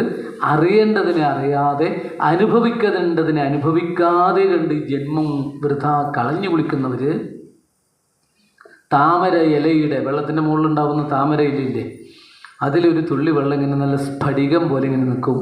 ഒന്നനങ്ങിയാൽ, ഒരു കാറ്റ് വന്നാൽ, വെള്ളം നനങ്ങിയാൽ അത് തീർന്നു. ഇതുപോലെ അതിശയ ചപലമാണ് നമ്മുടെ ജന്മമെന്ന് നമ്മൾ തിരിച്ചറിയുക. ഇതിനിടയിൽ എന്താ അഭിമാനിക്കാനുള്ളത്? വിധി വ്യാധി അഭിമാനഗ്രസ്തം. അഭിമാനിക്കാൻ ഒന്നുണ്ട്, എന്താണ്? വ്യാധികളുണ്ട്, കുറേ തരത്തിലുള്ള വ്യാധികളുണ്ട്. എന്തുണ്ട്? നിങ്ങൾക്ക് ബുദ്ധിമുട്ടൊന്നുമില്ല? പ്രത്യേകിച്ച് ഇത് ഷുഗറിൻ്റെ വിഷമം ഇല്ല, എനിക്ക് അങ്ങനെ ഇല്ല. എന്നാൽ എനിക്കുണ്ട്, 200 പറയാം, കേമൻ. അപ്പം ഞാൻ കേമനായി അല്ല, എങ്ങനെയല്ലേ അർത്ഥം? കേമനായി. അപ്പോൾ മറ്റൊരാൾ വന്നിട്ട് പറഞ്ഞു, ഇതെന്താ അത് തിരുമേനി കുടിക്കാത്ത, അത് ഇങ്ങനെ ഇതൊക്കെ. സാരമില്ല, പ്രശ്നമൊന്നുമില്ല, എനിക്കൊന്നുള്ളൂ. ഒരു കാര്യത്തിന് ഉപയോഗിച്ച് എനിക്ക് പ്രശ്നമില്ല. എന്താ അത്രയാണ്? അത് ഇപ്പോഴും നോക്കിയില്ല, കഴിഞ്ഞ 2 ആഴ്ച മുമ്പേ നോക്കിയുള്ളൂ. അന്നേരം 500 ചില്ലറ ഉണ്ടായിരുന്നു. ഇൻസുലിനുണ്ട്, പിന്നെ ഗുളികയുണ്ട് എന്ന് അടുത്ത സ്വാമി പറഞ്ഞത്. അപ്പോൾ ആര് കേമൻ? നമ്മുടെ കേമത്തം പോയി. ആര് കേമൻ? അതിൽ കേമൻ അദ്ദേഹമായി. ഇതെന്താണെന്ന് അറിയുമെന്ന് ചോദിച്ചു രാവിലെ. ഇത് ചായ മുമ്പേ ഉള്ളതാണ്. ഈ ചായ കഴിഞ്ഞിട്ടുള്ളത് വേറെ ഉണ്ട്, പാൻറ്റിൻ്റെ കീശയിലുണ്ട്. ഗുരുവായൂർ വന്നിട്ടേ വീട്ടിലേക്ക് ക്യൂ നിൽക്കുമ്പോൾ പറയുന്നതാണ്. ഇനി ഇത് കഴിഞ്ഞിട്ട് ഉച്ചക്കകത്തത് വേറെ ഉണ്ട്. എന്താ പ്രശ്നം എന്നറിയോ? ഒരു ചെറിയൊരു ഇത് കിഡ്നിയുടെ പ്രശ്നമൊക്കെ ഉണ്ടെന്ന് പറഞ്ഞു. അപ്പോൾ വല്ലാത്ത ഒരു പരിതാപകരമായ അവസ്ഥയാണ് അദ്ദേഹത്തിൻ്റെ, അല്ലേ? അപ്പോൾ മറ്റേ ആൾ പറഞ്ഞു, ഒന്നും സാരമൊന്നുമില്ല. എന്തേ? ഞാനിതൊക്കെ ഉണ്ട്, ഞാനെല്ലാം റൂമിൽ വെച്ച് ഇങ്ങോട്ട് എടുത്തില്ല എന്നല്ല, ഞാൻ ഒരു കിഡ്നിയിൽ 13 കൊല്ലമായി പോകുന്നു, അമ്മയുടെ കിഡ്നിയാണെന്ന് അയാൾ പറയുന്നത്. അപ്പോൾ ആര് കേമനായി? മറ്റേ ആളായി, ഇയാൾ പോയി, ഇല്ലേ? ഇത് മാത്രമേ നമുക്ക് അഭിമാനിക്കാനുള്ളൂ എന്നാണ് ആചാര്യസ്വാമികൾ പറയുന്നത്. ഇതിനപ്പുറത്തേക്ക് ഒരു അഭിമാനം വേണമെങ്കിൽ എന്ത് ചെയ്യുക? ഭഗവാനെ ആശ്രയിക്കുക. രക്ഷമാം ശരണാഗതം, രക്ഷമാം ശരണാഗതം. ഭഗവാനെ ആശ്രയിക്കുക. തസ്മാത് കാരുണ്യഭാവേന രക്ഷ രക്ഷ മഹാപ്രഭോ. ഇങ്ങനെ ഭഗവാനെ ആശ്രയിക്കുകയാണ് വേണ്ടതെന്ന് കാണിച്ചത്. ക്ഷണികമായ ജീവിതം. 2 കാര്യങ്ങളാണ് പറഞ്ഞത്. ഒന്ന്, മനുഷ്യജന്മത്തിൻ്റെ സഫലത നമ്മൾ തിരിച്ചറിയുക, അത് ക്ഷണികമാണ് എന്നുള്ളത് തിരിച്ചറിയുക. നമ്മളിങ്ങനെ അയച്ച ഭഗവാന്റെ കയ്യിലെ കളിപ്പാവ, തോൽപ്പാവ കൂത്ത് ചില സ്ഥലത്തൊക്കെ ഉണ്ട്. കയറിലാണ്, ചരടിലാണ് ഇത് കഴിയുന്നത്. ഈ ചരട് പൊട്ടിക്കഴിഞ്ഞാൽ പിന്നെ പാവകളി എവിടെ നിന്നു, ഇല്ലേ? ഇതുപോലെയാണ് നമ്മുടെ ഓരോരുത്തരുടെ അവസ്ഥ തിരിച്ചത്. ഇനി അടുത്തത് പറയുന്നത്, അങ്ങനെയുള്ള ക്ഷണികമായ ഈ ജന്മത്തിൽ സക്ഷണാർത്ഥോപി സത്സംഗസേവതീർണണം, ഇതിനിടയിൽ കിട്ടുന്ന സത്സംഗം, സജ്ജന സംസർഗം, ഇത് നമ്മൾ ഇന്നലെ പറഞ്ഞു എന്നാണ് തോന്നുന്നത്. അതായത് ചിലപ്പോഴൊരു 1 കോടി രൂപ ഉണ്ടായിക്കഴിഞ്ഞാൽ ഇത്തരത്തിലുള്ളൊരു രംഗം നമുക്ക് ഉണ്ടാക്കിയെടുക്കാനാവില്ല. കിട്ടണമെന്ന് വിചാരിച്ചാൽ കിട്ടില്ല എന്നർത്ഥം, അല്ലേ? മറ്റു പലതും നമുക്ക് എവിടെയും കിട്ടും. ആദ്യ ദിവസം പറഞ്ഞു, നിങ്ങൾ പോയിട്ട് നോക്കൂ, ഒരുപാട് അടിച്ചു കൊടുത്താൽ കിട്ടുന്ന വലിയ വലിയ വിളവുള്ള മാർക്കറ്റുകളുണ്ട് ഇവിടെയൊക്കെ, അല്ലേ? TTK എന്നൊക്കെ പറഞ്ഞ് പലതും ഉണ്ടാവും. പക്ഷേ അവിടെയൊക്കെ പോയിട്ട് നിങ്ങൾ അന്വേഷിച്ച് നോക്കും, 100 ഗ്രാമിൻ്റെ ചെറുതായാലും മതി, അല്ലെങ്കിൽ വലുതില്ലെങ്കിൽ സമാധാനത്തിൻ്റെ ഒരു പാക്കറ്റ്, മനഃശാന്തിയുടെ ഒരു പാക്കറ്റ് കിട്ടുമോ? ലോകത്തിലൊക്കെയും ചുറ്റിത്തിരിഞ്ഞാലും ശോകം തീരാനൊരു മാർഗമില്ല. പിന്നെ എപ്പോഴാണ് ഇതൊക്കെ ഉണ്ടാവുന്നത്? ഭഗവാനെ ആശ്രയിക്കുന്ന സമയത്താണെന്ന് പറയുന്നു. ഇവിടെ ഈ 3 കാര്യങ്ങൾ പറഞ്ഞു. അതുകൊണ്ട് സത്സംഗം ഏറ്റവും ശ്രേഷ്ഠമാണ്. സജ്ജന സംസർഗം താനേ ജയിക്കുന്നു, ദുർജന ഗർജനം മങ്ങിയിടുന്നു. ഇവിടെയാണ് മഹത്തായിട്ടുള്ള ഒരു സത്സംഗം തുടങ്ങുന്നത്. 9 യോഗീശ്വരന്മാരിയ്ക്കുന്ന സമയത്ത് ഓരോരുത്തരുടായിട്ട് ചില ചോദ്യങ്ങളൊക്കെ ചോദിക്കുന്നു. ഈ ഉത്തരവും ചോദ്യവും കൂടിക്കഴിഞ്ഞാൽ ഭാഗവത ധർമ്മമായി. പെട്ടെന്ന് പറയാം, ഭാഗവത ധർമ്മത്തിൻ്റെ ആദ്യഘട്ടം മാത്രമേ പറയുന്നുള്ളൂ. ശരിയായിട്ട് പറഞ്ഞാൽ ഭാഗവത ധർമ്മം എന്ന് പറയുന്നത് അറിവില്ലാത്ത ആളുകൾക്ക് എളുപ്പത്തിൽ ആത്മലാഭം ഉണ്ടാക്കുന്നതിന് വേണ്ടി ശ്രീ ഗുരുവായൂരപ്പൻ, ശ്രീകൃഷ്ണ ഭഗവാൻ, ആ പരമാത്മാവ് ഉപദേശിച്ചിട്ടുള്ള ഹിതകരങ്ങളായ ഉപദേശങ്ങളെയാണ് ഭാഗവത ധർമ്മം എന്ന് പറയുന്നത്. അതിൻ്റെ ഡെഫിനിഷനാണ്, നിർവചനമാണ്. അപ്പോൾ ഇതാർക്ക് വേണ്ടിയിട്ട്? സന്യാസിമാർക്കല്ല, യോഗീശ്വരന്മാർക്കൊന്നും അല്ല, നിർത്താർക്ക് വേണ്ടിയിട്ടുള്ളതാണ്. സാധാരണക്കാരായിട്ടുള്ള ആളുകൾക്ക് വേണ്ടിയിട്ട് ആരുപദേശിച്ചതെന്താണ്? ഭഗവാൻ ഉപദേശിച്ചു തന്നതാണ് ഭാഗവത ധർമ്മം. അപ്പോൾ നമ്മളെപ്പോലുള്ളവർക്ക്, ഈ തപസ് ചെയ്തുകൊണ്ട് കാട്ടിൽ കഴിഞ്ഞു കൂടുന്നവർക്ക് ഭാഗവത ധർമ്മമൊന്നും ആശ്രയിക്കേണ്ട ആവശ്യമില്ല. അവരൊക്കെ അതിനും മേലെ, അല്ലേ? അതുക്കും മേലെ എന്തോ പറയാറില്ലേ? അങ്ങനെയാണ്, കുറച്ചും കൂടെ മുകളിലാണ് അവരൊക്കെ. പക്ഷെ നമ്മൾ സാധാരണക്കാർക്കാണ് ഇതിൻ്റെ ആവശ്യം. അതുകൊണ്ട് അത്തരത്തിലുള്ള ഭാഗവത ധർമ്മം എന്താണെന്ന് പറഞ്ഞു. ഇതിൽ ഭാഗവത ധർമ്മം എന്ന് പറഞ്ഞാൽ നമ്മൾ എന്തെങ്കിലും ചെയ്യുന്നുണ്ടെങ്കിൽ അത് ഈശ്വര അർപ്പണമായിട്ട് ചെയ്യുക. ഒരാൾക്കൊന്ന് കൊടുക്കുന്നുണ്ടെങ്കിൽ അത് ഈശ്വര അർപ്പണമായിട്ട് ചെയ്യുക. ആഹാരം കഴിക്കുന്നുണ്ടെങ്കിൽ ഈശ്വരാർപ്പണമായിട്ട് ചെയ്യുക. അതെങ്ങനെയാണ്? പ്രാണായ സ്വാഹ, അപാനായ സ്വാഹ. നമുക്കൊക്കെ അങ്ങനെ വിധി കേട്ടോ. ഈ കിട്ടുമ്പോൾ പറക്കി തിന്ന അല്ലേ, അങ്ങനെയൊന്നുമില്ല. ഒന്ന് അത് പറയാൻ പറ്റില്ല, ഇങ്ങനെ നോക്കിക്കൊണ്ടിരിക്കുക, അതൊന്നും വിധിയില്ല എന്നർത്ഥം. അതൊക്കെ ആസുര സ്വഭാവമാണ്. ശരിക്കും എല്ലാം വിളമ്പിക്കഴിഞ്ഞ്, അല്ലേ? സ്വാമിമാരൊക്കെ എങ്ങനെയാണ് അറിയോ? അന്നദാന പ്രഭു എന്നൊക്കെ വിളിച്ച് കുറച്ച് വെള്ളമൊക്കെ എടുക്കണ്ടേ? വേണം, അതാണ് വിധി. ഇത് പണ്ടുള്ള വിധിയാണ്.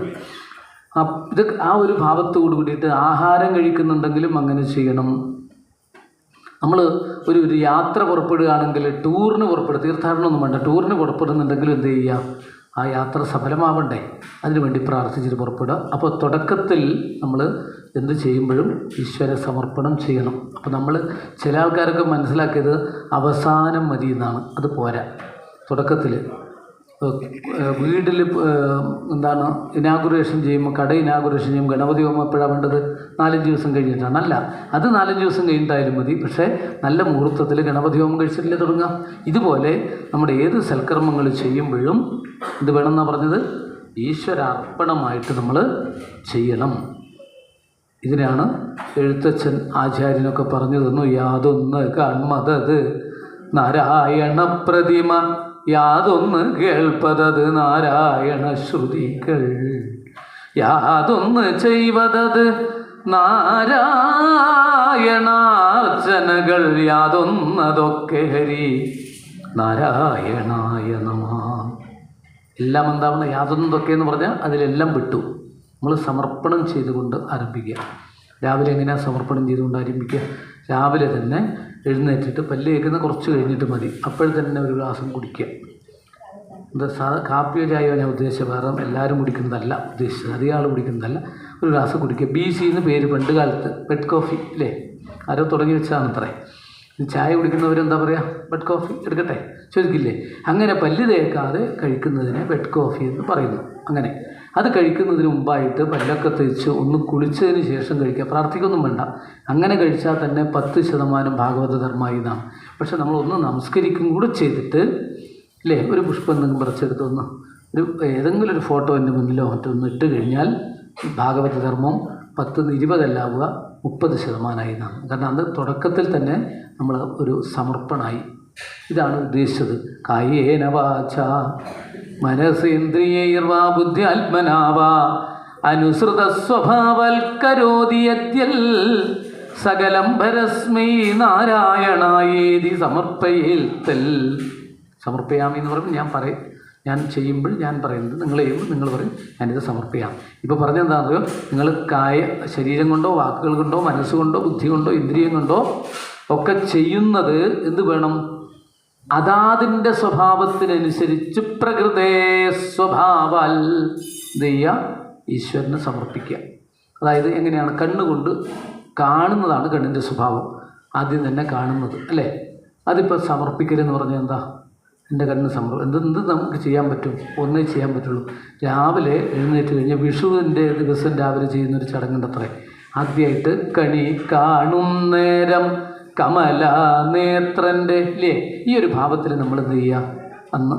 അപ്പോൾ നമ്മൾ എവിടെയാണോ കിടക്കുന്നത് അവിടെ ഒരു ഫോട്ടോ ഉണ്ടാവും അല്ലേ. ലൈറ്റ് അങ്ങിട്ട് അവിടെ നിന്ന് എഴുന്നേറ്റ് വരുമ്പോൾ ഭൂമി ദേവിയൊക്കെ വന്ദിച്ചൊക്കെ തുടങ്ങുമ്പോൾ നമ്മൾ അല്ലേ കഴിയുമ്പോഴത്തേക്കൊന്ന് കാണുമ്പോൾ എന്തായി? നമ്മൾ അന്നത്തെ കാഴ്ചയിൽ ആദ്യത്തെ കാഴ്ച, ആദ്യ ദർശനം ഭഗവത് സ്വരൂപത്തെയായി. അതാണ് സമർപ്പിച്ചുകൊണ്ട് ചെയ്യുക. ഇത് അവസാനം ചെയ്യേണ്ടതല്ല, അവസാനം വേറെ ചെയ്യണം. പിന്നെ അതിനിടയിൽ പലതും കഴിയുമ്പോൾ എല്ലാം കഴിഞ്ഞിട്ട് ചെയ്യണം. അത് അത്രേ നമുക്കറിയുന്നുള്ളൂ. പക്ഷെ ഇങ്ങനെയാണ് വേണ്ടതെന്ന് പറഞ്ഞു. ഇതൊന്നല്ല കേട്ടോ. ഇതുപോലെ എന്തൊക്കെയാണോ സ്വഭാവത്തിനനുസരിച്ച് ചെയ്യുന്നത് അതൊക്കെ നമുക്ക് ഇങ്ങനെ ചെയ്യാൻ സാധിക്കണം. നമ്മൾ പ്രവൃത്തി ചെയ്യണം, നമ്മൾ ജോലി ചെയ്യണം, എല്ലാം വേണ്ടേ? ജീവിതത്തിൽ എല്ലാം വേണം. പക്ഷേ രാവിലെ ഒരു 5 മിനിറ്റോ ഒരു 10 മിനിറ്റോ 12 മിനിറ്റോ അല്ലേ, മിനിമം പറഞ്ഞ് 12 മിനിറ്റാണ്. അരനാഴിക എന്ന് പറഞ്ഞാൽ 12 മിനിറ്റാണ്. 24ൻ്റെ പകുതി, ഒരു നാഴിക 24 മിനിറ്റ്. അപ്പോൾ അത്രയെങ്കിലും ചെയ്താൽ ബാക്കിയുള്ള 59.5 നാഴിക 60 നാഴികയിൽ അത് മുഴുവനും സഫലമാക്കാൻ ഇതുകൊണ്ട് സാധിക്കുന്ന. അപ്പോൾ ഈ രീതിയിൽ സമർപ്പണം ചെയ്യുക എന്നുള്ളതാണ് ഏറ്റവും പ്രധാനം. ഇനി ഈ സമർപ്പണം ചെയ്ത് കഴിഞ്ഞാൽ നമ്മൾ അങ്ങനെ ചെയ്തിട്ട് ജീവിതത്തിൽ ഒരു ശീലം ഉണ്ടാക്കിയെടുക്കണം. എന്ത് ചെയ്യുമ്പോഴും ഈശ്വര സമർപ്പണം. അങ്ങനെ ചെയ്യുന്നവരുണ്ടോ? ഉണ്ടെങ്കിൽ നന്നായി, ഇല്ലെങ്കിലും നന്നായി അല്ലേ. അത്രല്ലേ പറയാനുള്ളൂ. കാരണം നമുക്കാരും ഇതിങ്ങനെ ഇതിലുള്ളത് പറയാനേ പറ്റുള്ളൂ. ചില ആൾക്കാർക്കൊക്കെ ഇങ്ങനെയുണ്ട് സമ്പ്രദായം. ഞാനൊരു സ്ഥലത്ത് പോയപ്പോൾ അവരുണ്ടല്ലോ രാവിലെ ഇഡ്ഡലി, നല്ല ചട്നി, തിരുമേനി വന്നതുകൊണ്ട് ചട്നി, പിന്നെ സാമ്പാറൊക്കെ ആക്കിയിട്ടുണ്ട്. അപ്പോൾ ഉള്ളിയൊന്നും കൂട്ടിയിട്ടില്ല തിരുമേനി കേട്ടോ എന്ന് പറഞ്ഞു. ഞങ്ങളങ്ങനെ പതിവില്ല എന്ന് പറഞ്ഞു. ആയിക്കോട്ടെ, കൂട്ടിയാലും വിരോധമല്ല, കൂട്ടിയില്ലെങ്കിൽ വിരാല്ല, തിരുന്ന് കഴിക്കാമെന്നല്ലാതെ വേറെ എന്താ. അപ്പോൾ അവർ നോക്കുമ്പോൾ തിരുമേനി ഒരു സെക്കൻഡ് കേട്ടോ അതൊന്നും എടുത്തേക്കാന്ന് പറഞ്ഞു. നോക്കുമ്പോഴേക്കും ഇഡ്ഡലിയുടെ മുകളിലും ഈ സാമ്പാറിൻ്റെ മുകളിലും തുളസിപ്പൂവുണ്ട്, ഇലയുണ്ട്. അത് വേഗം അവരെടുക്കുകയാണ്. അപ്പോൾ മനസ്സിലായി ഇതൊക്കെ ഉണ്ട്. രാവിലെ ഒരു പൂജയൊക്കെ ഉണ്ട്. അത് കഴിഞ്ഞ് അവിടെ ഉണ്ടാക്കുന്ന ഭക്ഷണമൊക്കെ ആ ഗുരുവായൂരപ്പന് സമർപ്പിച്ചിട്ട് മാത്രമേ ഇങ്ങോട്ട് എടുത്തുള്ളൂ. അത് പിന്നെ മണ്ണാർക്കാട് എന്ന ആ സ്ഥലത്തിന് പറയും. ഇപ്പോൾ അടുത്ത കാലത്ത് പോയപ്പോഴാണ് ഞാനിത് കണ്ടത്.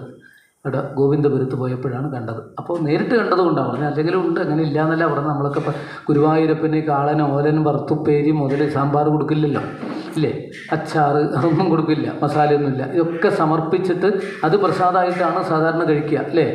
ശാന്തി കഴിക്കുന്നത് അങ്ങനെയാണ്.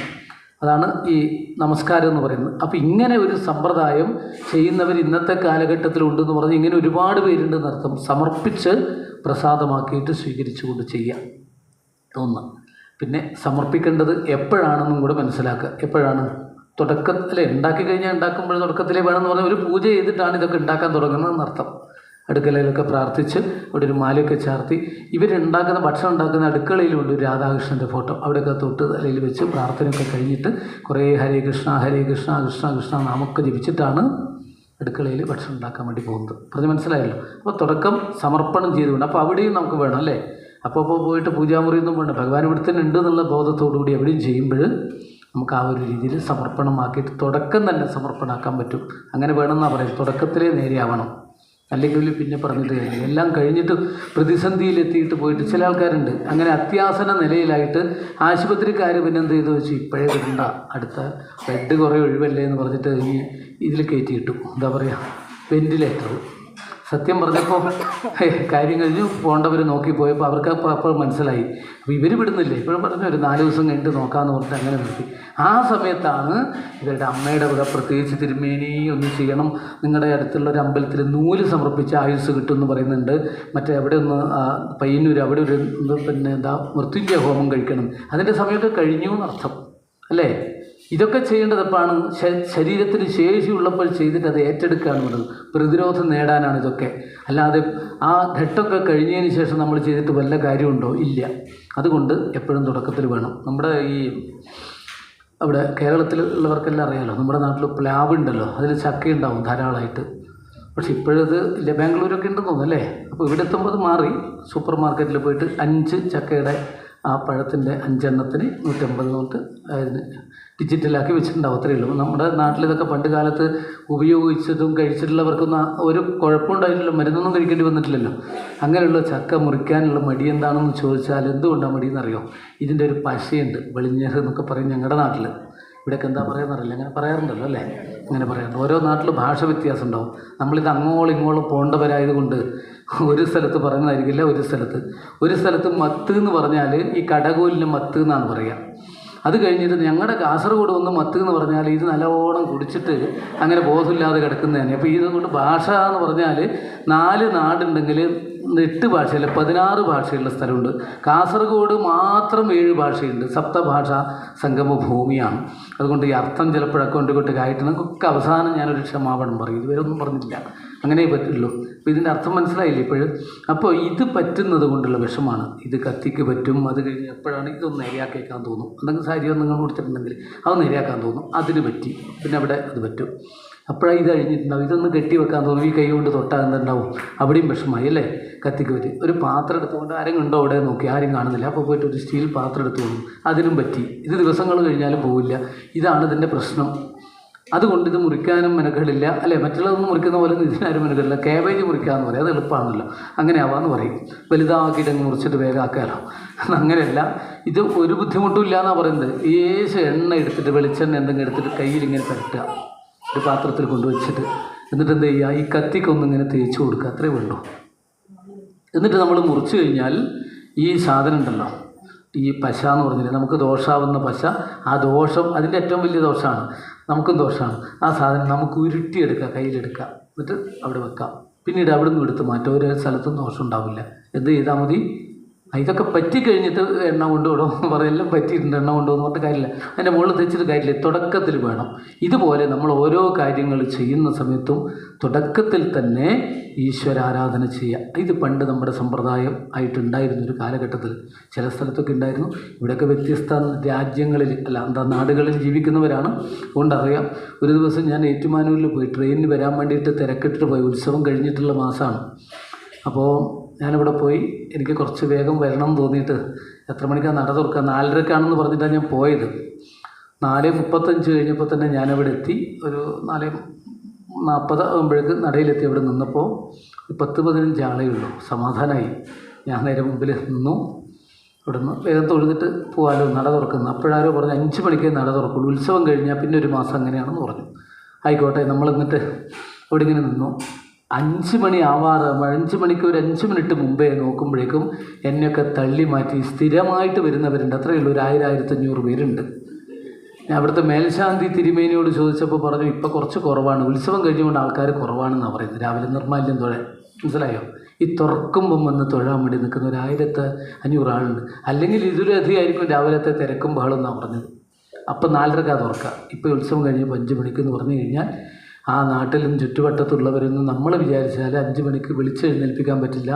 അവരൊക്കെ അപ്പോൾ തന്നെ നമ്മൾ ബെല്ലടിക്കുമ്പോഴേക്കും അവരെവിടെ എത്തിയിട്ടുണ്ടാവും, അമ്പലത്തിൽ നിന്ന് തിരിച്ചു വരുന്നുണ്ടാവും എന്ന് പറഞ്ഞു കഴിഞ്ഞാൽ ഇത് ജീവിതത്തിൻ്റെ ഒരു ഭാഗമാക്കി മാറ്റി. അതുകൊണ്ട് അവർക്കൊരു ദോഷം ഉണ്ടായിട്ടില്ല. തിരുവനന്തപുരത്ത് എത്രയാണ് ഒരു 28 വർഷത്തോളം ചീഫ് എഞ്ചിനീയറായിട്ട് വലിയ അതോറിറ്റി പൊതുമരാമത്തിൻ്റെ അടുത്തുണ്ടായിരുന്നു. ചന്ദനവും ഭസ്മവും രാവിലെ അങ്ങ് തൊട്ടിട്ട് അദ്ദേഹം അങ്ങ് പോവും, അതുപോലെ ചെയ്യും, അമ്പലങ്ങളിൽ പോവും, കാര്യങ്ങളൊക്കെ നടത്തും, ഒരു പ്രശ്നം ഉണ്ടായിട്ടില്ല ഒരു കാലഘട്ടത്തിൽ കേട്ടോ. ഇനി എങ്ങനെയാണെന്ന് അറിയില്ല. അങ്ങനെയൊക്കെ ഉണ്ടെന്ന് പറഞ്ഞാൽ എന്താ അർത്ഥം എന്നറിയോ? നമ്മൾ ഈശ്വര സമർപ്പണം ചെയ്തുകൊണ്ട് തുടങ്ങുക എന്നുള്ളതാണ് ഭാഗവത ധർമ്മം എന്ന് തിരിച്ചറിയുക. ഇതൊക്കെ എന്തിനും ഇങ്ങനെ പറഞ്ഞതെന്നറിയോ? ഉദാഹരണ സഹിതം ഈ നമുക്ക് വേണ്ടിയിട്ടുള്ളതാണ്, സന്യാസിമാർക്ക് വേണ്ടിയിട്ടുള്ളതല്ല. ഈ ലോകത്തിൽ ജീവിക്കുന്നതിൻ്റെ സ്വഭാവത്തിനനുസരിച്ച് ചെയ്യാൻ വേണ്ടിയിട്ടുള്ളതാണ്. നമ്മുടെ സ്വഭാവത്തിനനുസരിച്ച് ചെയ്യാലോ. നമ്മളുടെ സാഹചര്യം അങ്ങനെ ആയിരിക്കും, അതിനനുസരിച്ച് മതി. അപ്പോൾ നമ്മൾ പറയും നമ്മൾ വീട്ടിലല്ല, നമ്മൾ ഫ്ലാറ്റിലാണ്, നമുക്ക് സൗകര്യമില്ല എന്നൊക്കെ പറയും. ഇതൊന്നും ന്യായീകരണമല്ല. 1 സെൻറ്റ് പോലും സ്ഥലമില്ലാത്ത സ്ഥലത്ത് ചെറിയൊരു എന്താ പറയേണ്ടത്, എത്രയോ സ്ക്വയർ ഫീറ്റേ ഉള്ളൂ. അവിടെ പുറത്ത് റോഡിൻ്റെ സൈഡിലാണ് ഒരു ചൂടി കൊണ്ടുള്ള കെട്ടിൽ ആക്കിയിട്ട് അവിടെയാണ് 3 ആളൊക്കെ രാവിലെ കിടന്നുറങ്ങി. ചില ആൾക്കാർ ക്രോസിലാണ് കിടക്കുക, കാല് തൂക്കിയിട്ടിട്ട്. സ്ഥലമില്ല വൃന്ദാവനത്ത് പോയപ്പോൾ. പക്ഷേ അതിനുള്ളിൽ പശുവിനും രാധാകൃഷ്ണന്മാർക്കും പ്രത്യേകിച്ച് സ്ഥാനം കൊടുത്തിട്ടുണ്ട് കഴിവിനനുസരിച്ച്. അവിടെ നമ്മുടെ പ്രമാണമൊന്നുമില്ല, ഇവിടെയാണ് കിടക്കുന്നത്, ഇവിടെ കൃഷ്ണനെ വെച്ചൊന്നുമില്ല. കൃഷ്ണൻ നമ്മളും ഒന്നല്ലേ എന്നുള്ള ഭാവത്തിലാണ് വരുന്നത്. ഈ ഒരു ഭാവന നമ്മുടെ ജീവിതത്തിലേക്കും കൊണ്ടുവരികയാണ് വേണ്ടതെന്ന് പറഞ്ഞു. ഇനി ഭാഗവത ധർമ്മം എന്നുള്ളത് വിശേഷിച്ച് കൂടുതലായിട്ട് ഇങ്ങനെ പറയാൻ പറ്റില്ല. 1, 2, 3 കാര്യങ്ങൾ മാത്രം നമ്മൾ ഭാഗവതധർമ്മത്തിൽ മനസ്സിലാക്കുക. ആ പോയിൻറ്റ്സ് മാത്രമായിട്ട് പറയാം. 1, ഭാഗവതോത്തമന്മാരായിട്ട് ലോകത്തിൽ പലരുണ്ട്. അവരുടെ സ്വഭാവം എന്താണ്? ഈ ലോകത്തിൽ കാണുന്നതൊക്കെ ഈശ്വര സ്വരൂപമാണെന്ന് തിരിച്ചറിയുകയും ആ ഭഗവാനിൻ്റെ അനുഗ്രഹം ഉണ്ടായ ബാക്കിയൊക്കെ നമുക്ക് നേടിയെടുക്കാമെന്നും മനസ്സിലുറപ്പിച്ച ചില മഹാത്മാക്കളുണ്ട്. അവരെയാണ് ഭാഗവതോത്തമെന്ന് പറയാം. ഇന്നങ്ങനെ ഭാഗവതോത്തമന്മാരൊന്നും കാണില്ല എന്ന് നമുക്ക് വിചാരിക്കാം. എന്നാൽ പിന്നെ പ്രശ്നമില്ലല്ലോ, അല്ലേ? ഭാഗവതോത്തമന്മാരുണ്ടാവും ഇന്ന് ഈ പറഞ്ഞ രീതിയിൽ. എല്ലാറ്റിലും ഈശ്വരഭാവന കാണാം. ഇത് 2 കാര്യമാണ്. നമ്മളൊരു വെള്ളത്തിൽ, ഒരു പടവിൽ, കുളത്തിലെ പടവിൽ ഒരു ഉരുളി ഇറക്കി വെച്ചു, വെള്ളത്തിൽ ഇങ്ങനെ മുക്കി വെച്ചാൽ ചോദിച്ചാൽ എന്ത് പറയുന്നറിയോ? വെള്ളത്തിൽ ഉരുളി ഉണ്ട് എന്ന് പറയും, അല്ല? എങ്ങനെയല്ലേ പറയുക? ഇപ്പോൾ മറ്റൊരാൾ പറഞ്ഞാൽ അങ്ങനല്ല, ഉരുളിയിൽ വെള്ളമുണ്ട് എന്നാണ് പറഞ്ഞത്. ഇപ്പോൾ 2 ശരിയല്ലേ? ഉരുളിയിൽ വെള്ളമുണ്ട്, വെള്ളത്തിൽ ഉരുളിയുണ്ട്. ഇതുപോലെ ഈശ്വരൻ്റെ വിഗ്രഹം കാണുമ്പോൾ അതിൽ ചരാചരങ്ങളെയും കാണുന്നു, ചരാചരങ്ങളെ കാണുമ്പോൾ ഈശ്വരനെയും കാണുന്നു. സവൈ ഭാഗവതോത്തമ, അവനെയാണ് എന്ത് പറയുന്നത്? ഭാഗവതോത്തമൻ. ഈ ഭാഗവതോത്തമൻ എന്ന് പറയുമ്പോൾ ഞാൻ ഇതിനിടയിൽ ഭാഗവതത്തിൽ ചില ഘട്ടങ്ങളൊക്കെ അപ്പോൾ പറഞ്ഞിട്ടുണ്ട്, അതൊക്കെ അവിടെ തീർന്നു. അപ്പം അതിനെന്താണെന്നറിയോ? ഇങ്ങനെ ഭഗവാന്റെ നാമങ്ങളും കീർത്തനങ്ങളും ലജ്ജ കൈവിട്ട് മറ്റൊരു ഉദ്ദേശവുമില്ലാതെ പാടിക്കൊണ്ട് സഞ്ചരിക്കുന്നവരെയാണ് പണ്ട് ഭാഗവതര് എന്ന് പറഞ്ഞത്. ത്യാഗരാജ ഭാഗവതര്, വൈദ്യനാഥ ഇതിലൊക്കെ കേട്ടില്ല? അന്നത്തെ കാലത്ത് അങ്ങനെ പറയും. ഇപ്പോഴാരെങ്കിലും ഭാഗവതരെന്ന് പറയുമോ? ഇല്ല. ഇപ്പോഴെന്താ പറയുക? ആർട്ടിസ്റ്റ് അല്ലെങ്കിൽ സംഗീതജ്ഞൻ എന്നൊക്കെ പറഞ്ഞിട്ട് പേരൊക്കെ ആ രീതിയിലേക്ക് മാറ്റിയിട്ടുണ്ട്. പക്ഷെ പണ്ട് ഭാഗവതരെന്ന് പറയാൻ കാരണം ഭാഗവതന്മാർക്ക് അവരുടെ മനസ്സിലുള്ളത് ഈശ്വരൻ്റെ അനുഗ്രഹം നേടുക എന്നുള്ളതാണ്. അങ്ങനെയുള്ളവർ വളരെ കുറവേ ഉണ്ടാവുള്ളൂ ലോകത്തിൽ. അന്ന് ഈ സമയത്ത് തന്നെ പറഞ്ഞിട്ടുണ്ട് ഇത്രയും കാര്യങ്ങൾ. അപ്പോൾ അവരുടെ ചിന്ത എന്താണെന്നറിയോ? ഈ കാണുന്നതൊക്കെ ഭൗതികമായിട്ടുള്ള കാര്യത്തിലേക്കൊന്നും അവരുടെ മനസ്സ് പോവില്ല. എന്തുകൊണ്ട്? ഈ നിധി കിട്ടിയാൽ സുഖാവോ മനസ്സിന്? കുറേ സമ്പത്ത് കിട്ടിക്കഴിഞ്ഞാൽ മനസ്സിന് സുഖാവുന്നുണ്ടോ നമ്മൾ ചിന്തിക്കുക. ഉണ്ടാവുമോ? അങ്ങനെയാണെങ്കിൽ ഈ സമ്പന്നന്മാരൊക്കെ സുഖികളായിട്ട് ഭവിക്കേണ്ടതല്ലേ എന്ന്. അപ്പോൾ സമ്പത്ത് കിട്ടിയാൽ നമുക്ക് സുഖാവണമെന്നില്ല.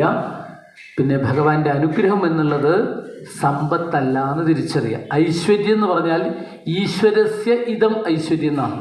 ഈശ്വരൻ ഐശ്വര്യം ശങ്കരാദീശ്വര വിനിയമനം വിശ്വതേജോഹരാണം തേജസ്സംഹാരി വീര്യം വിമലമഭിയശോ നിസ്പൃഹൈശ്ചോപഗീതം മംഗാ സംഗാ സദാ ശ്രീ അഖില വിദസി നക്വാപിതേ സംഗവാർത്ത തദ്വാധാകാരവാസിൻ മുരഹര ഭഗവത് ശബ്ദമുഖ്യാശ്രയോസി. ഇതിലാണ് പറഞ്ഞത്. നാരായണത്തിൽ പറഞ്ഞു കഴിഞ്ഞു ഐശ്വര്യം എന്താണ്, അല്ലേ? ഈ 6 ഭഗങ്ങളിലൊന്നാണ് ഐശ്വര്യം. അതിപ്പോൾ ഭഗവാന്റേതല്ലേ. അപ്പോൾ ഈ ഒരു ഭാവനയിൽ നമ്മൾ ഐശ്വര്യം ഉണ്ടാക്കിയെടുക്കാൻ പരിശ്രമിക്കുക. അല്ലാത്തതൊക്കെ മായയാണ്. മായയ്ക്ക് നാശമുണ്ട്. മായ ഇങ്ങനെ തൽക്കാലം കാണും. കാർമേഘം പോലെയാണ്. ഇന്ന് കാർമേഘം ഉണ്ടെങ്കിൽ നാളെ ഉണ്ടാവണമെന്നില്ല, കുറച്ച് കഴിഞ്ഞാൽ അത് മാറും, അല്ലേ? ഇതുപോലെ വരും പോവുകയൊക്കെ ചെയ്യും. ഏത് സമയത്താണ് വരിക പോകാമെന്നറിയില്ല. പിന്നെ മായയെക്കുറിച്ച് വളരെ വിസ്തരിച്ച് നമ്മൾ ഉദാഹരണ സഹിതം പറഞ്ഞൊക്കെ ഇപ്പോഴൊന്ന് ഓർമ്മിക്കുക. ഇല്ലാത്തതുണ്ട് എന്ന് തോന്നുന്നത് മായ, ഉള്ളത് ഇല്ല എന്ന് തോന്നുന്നത് മായ. കയറ് കണ്ട് പാമ്പാണെന്ന് പരിഭ്രമിച്ചിട്ട് പല ദോഷങ്ങളുണ്ടായത് നമ്മൾ ഇതിനു മുമ്പ് പറഞ്ഞിട്ടുണ്ട്. കിണറിൽ മുഴുവനും പായൽ വന്ന് പിടിച്ചപ്പോൾ പോലീസുകാരെ കണ്ട് ഓടിപ്പോയിട്ട് കിണറിൽ വീണ കഥ പറഞ്ഞിട്ടുണ്ട്. ഇതിനെ ഇതൊക്കെ പറഞ്ഞത് ഇതാണ് മായ. കണ്ണിൽ കാൺമത് കളിയായി മറയും, കാണാത്തത് നാം എങ്ങനെയറിയും, ഒന്നു നിനയിക്കും മറ്റൊന്നാകും, മന്നിതുമായ നാടകരംഗം, ഈശ്വര ചിന്ത ഇതൊന്നേ മനുജന് ശാശ്വതമേ ഉലകിൽ. ഭഗവാന്റെ പാതാരവിന്ദത്തെ ആശ്രയിക്കുക എന്നുള്ളതാണ്. അപ്പോൾ നമ്മൾ എളുപ്പവഴി സത്സംഗത്തിലൂടെ നമ്മൾ ഭഗവാനിലേക്ക് നമ്മുടെ മനസ്സിനെ കൊണ്ടുപോകുന്ന സമയത്ത് കുറേ ഉയർന്ന അവസ്ഥയിലേക്ക് എത്തുമ്പോൾ നമ്മുടെ പരിസര ബോധം പോലും ചിലപ്പോൾ നഷ്ടപ്പെടും. നൃത്യന്തി ഗായന്തി ഹസന്തി നന്ദന്തി വദന്തി അലൗകിക, ഗായന്ത്യനുശീലയന്ത്യജം ഭവന്തി തൂഷ്ണിം പരമേത്യ നിർവൃതാ. പറഞ്ഞത് ചിലപ്പോഴും പൊട്ടിക്കരയും, ചിലപ്പോഴും നൃത്തം ചെയ്യും, ആനന്ദ നൃത്തം ചെയ്യും. ഏത്? ഭഗവാന്റെ നാമങ്ങളും കീർത്തനങ്ങളൊക്കെ കേട്ടിട്ട്. അങ്ങനെയുള്ളവർക്ക് മായയെ തരണം ചെയ്യാൻ സാധിക്കൂ. അവരെ മായ ബാധിക്കില്ല. കാരണം ഭഗവാൻ കൂടെ തന്നെ ഉണ്ടാകുമ്പോഴും മായ ബാധിക്കില്ല. ഉണ്ടോ? ഇല്ല. അതും കഥകളായിട്ട് പറഞ്ഞു തന്നിട്ടുണ്ട്. ആളുകളെൻ്റെ നേരെ ചാടി വരിക, കയറി പിടിക്കുക, കടിച്ച് കീറൊക്കെ ചെയ്യുന്ന സാധനത്തെ വീട്ടിൽ പോറ്റുന്നുണ്ടായിരുന്നു. നമ്മൾ ഒറ്റയ്ക്ക് ഗേറ്റ് തുറന്ന് പോയാൽ ബോർഡ് വെച്ചിട്ടുണ്ട്, പേടിക്കാനില്ല, കടക്കാൻ പാടില്ല. പക്ഷേ നമ്മൾ പുറത്തുനിന്ന് വിളിച്ചു, കൃഷ്ണേട്ടാ വിളിച്ചു. അപ്പോൾ അദ്ദേഹം വാതിൽ തുറന്നു, ശ്രീധരൻ വന്നോ? വരും ഞാൻ എന്താ അപ്പം അങ്ങോട്ട് വരിക എന്ന് പറഞ്ഞിട്ട് ഈ രണ്ട് വർത്തമാനം പറഞ്ഞിട്ട് അദ്ദേഹം വാതിലും തുറന്ന് പുറത്തേക്ക് വരുമ്പോൾ നേരത്തെ കുഴപ്പാക്കിയ ആളുണ്ടല്ലോ, വാതിൽ വാട്ടിക്കൊണ്ട് പിന്നാലെ വരുന്നു. അദ്ദേഹത്തോടൊപ്പം നമ്മൾ പോയി. കണ്ടില്ലേ, ഞാൻ ഒറ്റയ്ക്കാണ് പോയതെങ്കിലോ? ഇതാണ് വ്യത്യാസം. ഇതുപോലെയാണ് മായ എന്നാണ് പറഞ്ഞത് കേട്ടോ. മായ നമ്മൾ പിടിക്കുമ്പോൾ ഭഗവാൻ കൂടി ഉണ്ടെങ്കിലും മായ പറയും ഇപ്പം കളിക്കണ്ട, കളി കളിക്കണ്ട കേട്ടോ, അവിടെ നിൽക്കട്ടെ എന്ന്. ഇതുകൊണ്ടാണ് ഇത്തരത്തിലുള്ള ആളുകൾക്ക് ഈ എന്താണ് ഭൗതിക വിഷയങ്ങളെ ചിലപ്പോൾ അവർ മറന്നുപോയി കൊണ്ട് ഗായന്തി നൃത്യന്ത്യനു ശീലയന്ത്യജം, കണ്ണൻ്റെ പുണ്യ നാമവർണ്ണങ്ങൾ കർണത്തിലെന്നു കേൾക്കും ഞാൻ, കർണത്തിൽ കേട്ടു കോൾമയിർ കൊണ്ടു കണ്ണീരിലെന്നു മുങ്ങും ഞാൻ. കണ്ണീരിൽ മുങ്ങി ശുദ്ധനായി നാമം തന്നെത്താനെന്നു പാടും ഞാൻ, തന്നെത്താൻ പാടി മോദത്താൽ മണ്ണും വിണ്ണുമെന്നു മറക്കും ഞാൻ. ഗോവിന്ദ ഹരി ഗോവിന്ദ ഹരി ഗോവിന്ദ ഹരി ഗോവിന്ദ ഗോവിന്ദ ഹരി ഗോവിന്ദ ഹരി ഗോവിന്ദ ഹരി ഗോവിന്ദ.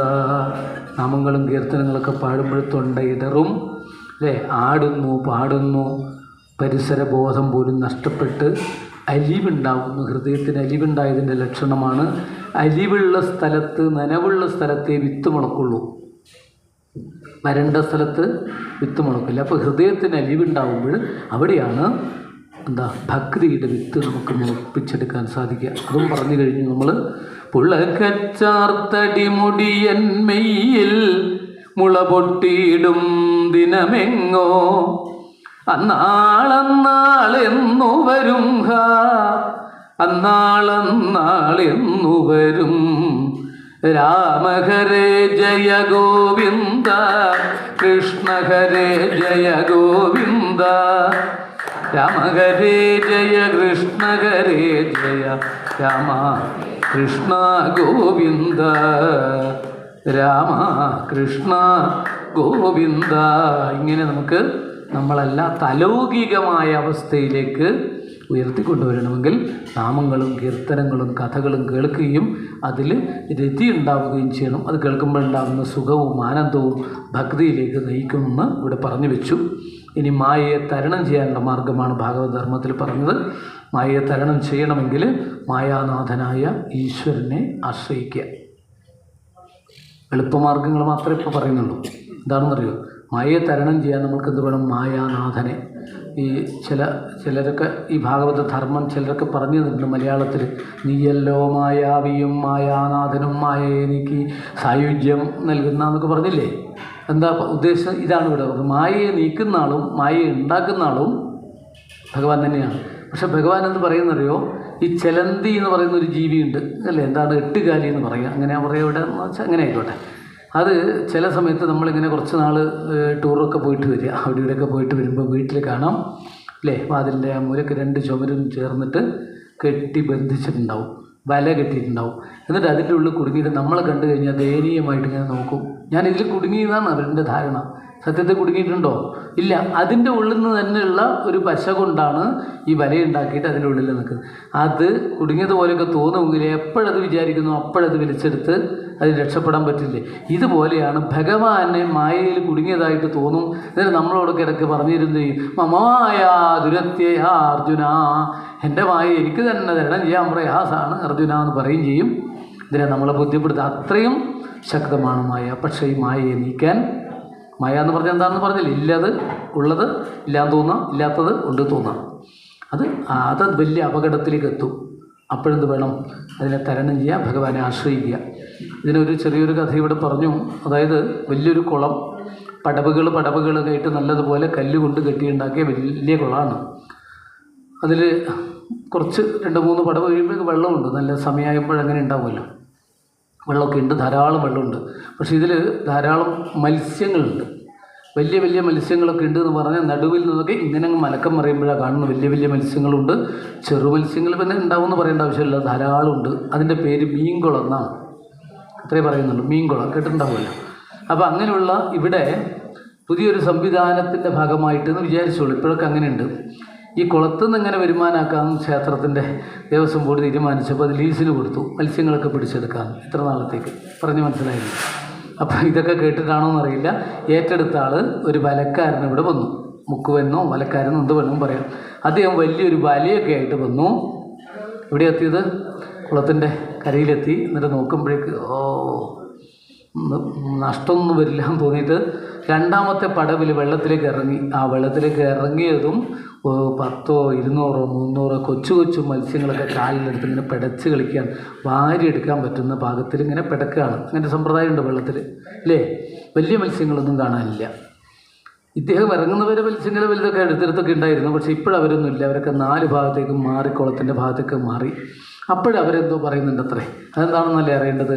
അവർ പറയുന്നത്, വിഡ്ഢികളെ, നിങ്ങൾ അയാളുടെ കാലിനടുത്ത് ഒന്നിങ്ങനെ നിൽക്കാതെ ഇങ്ങോട്ട് വരൂ, ഇപ്പം പിടിച്ചു കൊണ്ടുപോകും, വലയും കൊണ്ട് പിടിക്കാനാണ് വന്നതെന്ന് പറഞ്ഞു. അപ്പോഴും ഈ കുട്ടികളൊന്നും ശ്രദ്ധിക്കില്ലേ. കുട്ടികളെങ്ങനെ പറഞ്ഞാൽ കേൾക്കാത്ത കുട്ടികളല്ലേ. അവരിങ്ങനെ പിടച്ചുകൊണ്ടിരിക്കുകയാണ്. പറഞ്ഞാൽ കേൾക്കണ്ട, നിങ്ങൾ വരുന്നതൊക്കെ വരട്ടെ, വിഡ്ഢികൾ, ഇനി സംഭവിക്കേണ്ടതൊക്കെ സംഭവിക്കട്ടെ എന്നൊക്കെ പറഞ്ഞുകൊണ്ട് ഈ വലിയ വലിയ കേമന്മാരായ അച്ഛൻ, അമ്മ, ബന്ധുക്കളൊക്കെ ആയിട്ടുള്ള വലിയ മത്സ്യങ്ങളൊക്കെ 4 ഭാഗത്തേക്കും രക്ഷപ്പെട്ടു. 4 ഭാഗത്തും അങ്ങ് മറിഞ്ഞ് വെള്ളത്തിലിങ്ങനെ നിന്നു. ഈ വിഡ്ഢികളെ മാത്രമാണ് ഇങ്ങനെ ചെയ്യുന്നത് അല്ലേ? അപ്പോൾ പെട്ടെന്ന് വലക്കാരൻ തോന്നി, ഇനി വലിക്കാൻ തോന്നിയിട്ട് വലക്കാരൻ വലയെങ്ങനെ വലിച്ചെടുക്കുകയാണ്. അങ്ങനെ വലയെങ്ങനെ വലിച്ചെടുക്കുന്ന സമയത്ത് ഈ കുളത്തിൻ്റെ 4 ഭാഗങ്ങളിലും ഓടിപ്പോയ വലിയ വലിയ മത്സ്യങ്ങളുണ്ടല്ലോ, അത് മുഴുവൻ വലയിൽ പെട്ടു. ഈ കാലിൻ്റെ അടുത്തുള്ള വലയിൽ പെടുവോ? ഇല്ല. അത് മാത്രം പെടാതെ രക്ഷപ്പെടുകയും ചെയ്തു. അവസാനം വലിച്ചെടുത്ത് കരയിലേക്ക് വലിച്ചൊരു ഏറുണ്ട്. ആ എറിയുന്ന സമയത്ത് വലയുടെ ഇടയിൽ നോക്കിയിട്ട് പറഞ്ഞു, ഇപ്പം മനസ്സിലായി ഞങ്ങളാണ് വിഡ്ഢികൾ, നിങ്ങൾ വിഡ്ഢികളെല്ലാം. അതുകൊണ്ട് മുഴുവൻ വലയിൽ പെട്ടു. ഇതുവരെ മറ്റുള്ളവരെ വിഡ്ഢികളെന്ന് വിളിച്ചിട്ട് ആരെപ്പോൾ വിഡ്ഢികളായത് മനസ്സിലായോ? ഇതാണ് ഈ കഥയിലൂടെ. ഇപ്പം എന്താ മനസ്സിലായത്? ഒന്നും മനസ്സിലായിട്ടുണ്ടാവില്ല അല്ലേ? ഇതൊരു കഥ പറഞ്ഞു, ആ കഥ മനസ്സിലായില്ലേ? എന്നാൽ ഈ വലക്കാരനാണ് ഈശ്വരൻ, ഗുരുവായൂരപ്പൻ. ഇദ്ദേഹത്തിൻ്റെ കയ്യിൽ ഇങ്ങനെ വെച്ചിട്ട് കൊണ്ടുവന്ന വലയാണ് മായ. ഈ മായയാകുന്ന വല വീശിയിട്ട് കൊടുക്കാൻ വേണ്ടിയിട്ടാണ് ഭഗവാൻ പരിപാടിയിട്ടത്. ഏത് വലക്കാരനാകുന്ന ഭഗവാൻ. അപ്പോഴിതിൽ കുടുങ്ങാതിരിക്കാൻ വേണ്ടിയിട്ട് 4 ഭാഗത്ത് ഈ പാദത്തു നിന്ന് അകന്നകന്ന് പോയവരൊക്കെ അതിൽ കുടുങ്ങി. വിഡ്ഢികളായിട്ട് ഈ പാദത്തെ ആശ്രയിച്ചവർ മാത്രം ഇതിൽ കുടുങ്ങിയില്ല എന്ന് പറഞ്ഞാൽ, വലയിൽ മായാവലയിൽ കുടുങ്ങാതിരിക്കാൻ എന്ത് വേണം? ഭഗവാനെ ആശ്രയിക്കുക. ഒരു തര ഭവസിന്ധോ ദുരിത സഞ്ജയമാകും തീരതന്നിൽ മൂഴുകുന്ന നരതതിക്കവലംബം മരതക മണിവർണ്ണൻ ഹരിതന്നെയെന്നും തവ ചരിതവർണ്ണനങ്ങളിൽ സകല മുനികൾ വറവരറിവനതുന കരുണ ചെയ്യുവാൻ എന്തോ താമസം. കൃഷ്ണ കഴലീണ കൈ തൊഴുന്നേ. കൃഷ്ണ കഴലീണ കൈ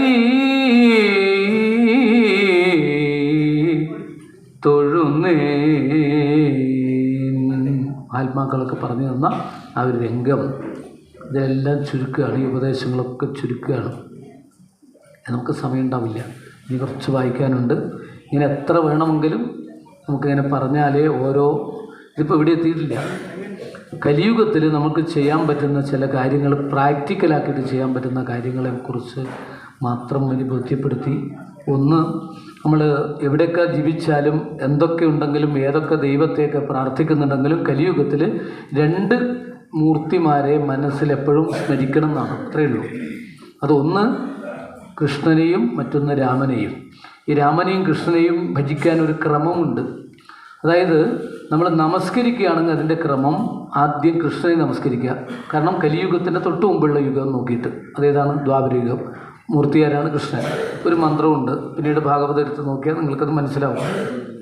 കൂടുതലൊന്നും പറയുന്നില്ല. ധ്യേയം സദാ പരിഭവഘ്നം അഭീഷ്ടദോഹം തീർത്ഥാസ്പദം ശിവവിരിഞ്ചിനുതം ശരണ്യം വൃത്യർത്ഥികം പ്രണതപാല ഭവാബ്ദിബോധം വന്ദേ മഹാപുരുഷത്തെ ചരണാരവിന്ദം എന്ന് പറഞ്ഞ് നമസ്കരിക്കുക. ആ നമസ്കരിക്കുന്നത് മണ്ണിലായാലും ടൈൽസിലായാലും ഭഗവാന്റെ പാദത്തിലാണെന്ന് സങ്കല്പിച്ചുകൊണ്ട് ചേർത്ത് വെക്കുക. ഇങ്ങനെ ചേർത്ത് വെക്കുക. ഇതാണ് പറഞ്ഞിരിക്കുന്നത്. ശിരോമൽ പാദയോ കൃത്വ ബാഹുഭ്യാം ച പരസ്പരം. എന്താ അർത്ഥം എന്നറിയോ? ഇങ്ങനെ ചേർത്ത് പിടിച്ചാൽ ഭഗവാന്റെ പാദത്തിൽ തല വെച്ചു, അത് ചേർക്കുകയാണ് ശിരസ്സിനോട് എന്നുള്ള ഭാവത്തിൽ. അങ്ങനെയാണ് നമ്മൾ നമസ്കരിക്കേണ്ടതെന്ന് പറഞ്ഞു തന്നു. കൃഷ്ണനെ നമസ്കരിക്കുക. നമസ്കരിച്ച് കഴിയുമ്പോൾ ഗോവിന്ദ ഗോവിന്ദ വിളിക്കുക, വീണ്ടും എഴുന്നേൽക്കുക, തൊഴാം. പിന്നീട് രാമനെ നമസ്കരിക്കുക. അതിനും മന്ത്രമുണ്ട്. തെക്വാസുദുസ്ത്യജസുരേപ്സിതരാജ്യലക്ഷ്മി ധർമ്മിഷ്ഠ ആര്യവചസ യതഗാതരണ്യം മായാമൃഗം ദൈതയപ്സിതമന്വധാവൽ വന്ദേ മഹാപുരുഷതേ ചരണാരവിന്ദം ഗോവിന്ദ ഗോവിന്ദ നമസ്കരിക്കുക. അപ്പോഴേ രാമനെ കണ്ടുകൊണ്ട് നമസ്കരിക്കുക. നമ്മൾ നമസ്കാരം ഒരുപോലെയാണ്. പക്ഷെ ആരെയാണോ കാണുന്നത് ആ മൂർത്തിയുടെ പാദത്തിലാവും നമ്മുടെ നമസ്കാരം. ഇത്രയേ ഉള്ളൂ. അഗ്നി ഇങ്ങനെ ഒരുപോലെ കത്തിജ്വലിക്കുന്നുണ്ടാവും. എന്തോ ഒരു ഹോമം നടക്കുന്നുണ്ട്. ചിലപ്പോഴത് മൃത്യുഞ്ജയ ഹോമമായിരിക്കും, ചിലപ്പോഴത് ഗണപതി ഹോമമായിരിക്കും, അല്ലേ? ചിലപ്പോഴത് ചണ്ഡികാ ഹോമമായിരിക്കും. അതെങ്ങനെയാണോ ഇതിനനുസരിച്ച് നമുക്ക് നമ്മുടെ ജീവിതത്തെ ചിട്ടപ്പെടുത്താൻ സാധിക്കും. വേണമെങ്കിൽ ചെയ്താൽ നിർബന്ധമൊന്നുമില്ല. പറഞ്ഞ് മനസ്സിലായല്ലോ. ഈ 2 നമസ്കാരം ഇത് മിനിമത്തിലേക്ക് പോവാണ്. നമ്മൾ കൂടുന്ന 5 നമസ്കാരമൊക്കെ ഉണ്ട്. അതിലേക്കൊന്നും ഞാൻ കിടക്കുന്നില്ല. അപ്പോൾ 2 നമസ്കാരങ്ങൾ ചെയ്യാൻ പറ്റുന്നവർക്ക് ചെയ്യാം. ഈ മന്ത്രങ്ങളൊന്നും അറിയില്ലെങ്കിൽ തൽക്കാലം ചെയ്യും വേണ്ട. ഇനി വേണമെന്നുണ്ടെങ്കിൽ ഭാഗവതത്തിൽ ഈ മന്ത്രങ്ങളൊക്കെ ഉണ്ട്, അന്വേഷിക്കുക. ഇനി എന്നിട്ടും അന്വേഷിച്ചിട്ടും കണ്ടെത്തുന്നില്ല, ആർക്കെങ്കിലും അത്യധികം അത്യാഗ്രഹം ഉണ്ടെങ്കിൽ അങ്ങനെ അറിയിച്ചാൽ മതി എന്നർത്ഥം. അല്ലേ? അത് നമ്മൾ ഇപ്പം എല്ലാം ഓൺലൈൻ കാലമാണ്, അല്ലേ? വാട്സപ്പിൽ ഇട്ട് തരും. എന്നാലും ജപിക്കാൻ പറ്റുന്നവർക്ക് അതൊരു സൗകര്യമല്ലേ എന്ന് വിചാരിച്ചിട്ടാണ്, അല്ലേ? ഇത് മറ്റുള്ളവരിലേക്ക് എത്തിക്കുക എന്നുള്ളതാണ് കലിയുഗത്തിൽ ഏറ്റവും വലിയ ധർമ്മം എന്നുള്ളതുകൊണ്ട് അങ്ങനെയൊക്കെ ചെയ്യാൻ സാധിക്കും. അത് നമുക്ക് ഓർമ്മിക്കാം. നമസ്കാര മന്ത്രങ്ങളെക്കുറിച്ച് മാത്രമേ പറഞ്ഞുള്ളൂ. ഇനി നാമം ജപിക്കുമ്പോൾ തിരിച്ചാണ്. അവിടെ നിങ്ങളുടെ തുടങ്ങാം. അതായത് ത്രേതായിക പുരുഷനായ രാമനെ ആദ്യം ഭജിക്കും, പിന്നെ കൃഷ്ണനെ. അതുകൊണ്ടാണ് ഹരേ രാമ രാമ രാമ ഹരേ ഹരേ ഹരേ കൃഷ്ണ കൃഷ്ണ കൃഷ്ണ ഹരേ ഹരേ. ഈ ഉപനിഷത്താണിത്, കലിസന്ധരണ ഉപനിഷത്താണ്. ഇതിങ്ങനെയാണ് ഉപദേശിച്ചിട്ടുള്ളത് ഉപനിഷത്തായിട്ട്. ഏറ്റവും ലളിതമായ ഉപനിഷത്താണ് കലിസന്ധരണ ഉപനിഷത്ത്. നമുക്ക് ലഭിക്കാൻ ഷോഡശനാമം ഇല്ലേ.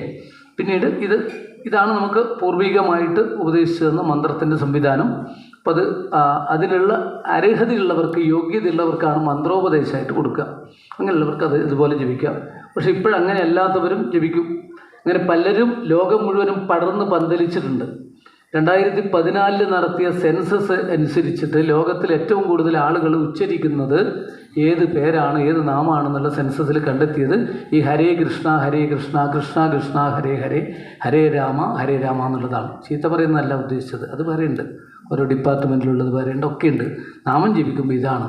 അത് ചൈതന്യ മഹാപ്രഭുവിൻ്റെ പാരമ്പര്യത്തിലൂടെയുള്ള രണ്ടാമത്തെ ഉപദേശമാണ്. അങ്ങനെ വന്നപ്പോഴാണ് കാലം കുറേ കഴിഞ്ഞപ്പോൾ ഈ ഹരേ രാമ മന്ത്രത്തെ തന്നെ പിന്നെ എന്തായി ഹരേ കൃഷ്ണയിൽ തുടങ്ങിയെന്ന് മാത്രമേ ഉള്ളൂ. ആ മൂവ്മെൻറ്റ് ഇനി അങ്ങനെ അതിന് വേറെ ചെറിയ കാരണങ്ങളൊക്കെ ഉണ്ട്. AC ഭക്തി വേദാന്ത പ്രഭു സ്വാമികളൊക്കെ ഇതിനെ ജനങ്ങളിലേക്ക്, സാധാരണക്കാരായിട്ടുള്ളവരിലേക്ക്, സത്യം പറഞ്ഞു കഴിഞ്ഞാൽ രഹസ്യമാണ് കേട്ടോ, പറയാൻ പറ്റില്ലല്ലോ, പള്ളികളിലൊക്കെ പോകുന്നവരൊക്കെ അവരൊക്കെ ആകൃഷ്ടരായിട്ട് ഇതിലേക്ക് വന്നു എന്നാണ്. അങ്ങനെ വന്നപ്പോൾ ഈ പൗരാണികമായ മന്ത്രം അതുപോലെ ഉപദേശിച്ചു കഴിഞ്ഞാൽ ചില പ്രശ്നങ്ങളൊക്കെ ഉണ്ടാവുമെന്ന് മനസ്സിലായി അവരുടെ പാരമ്പര്യത്തിൻ്റെ ഇടയിൽ. അതുകൊണ്ട് അതിനെ തന്നെ വലിയ പ്രശ്നങ്ങളൊക്കെ ഒഴിവാക്കേണ്ടി വരുമല്ലോ, ഓരോ നാട്ടിലും ജീവിക്കുമ്പോഴതൊക്കെ വേണ്ടി വരും. അങ്ങനെയാണ് അത് ഹരേ കൃഷ്ണ എന്നുള്ള മൂവ്മെൻ്റ് ആയത്. International society for Krishna consciousness എന്നുള്ള അവസ്ഥയിലേക്ക്, അന്താരാഷ്ട്ര കൃഷ്ണാവബോധ സമിതി എന്ന് പറഞ്ഞിട്ട്.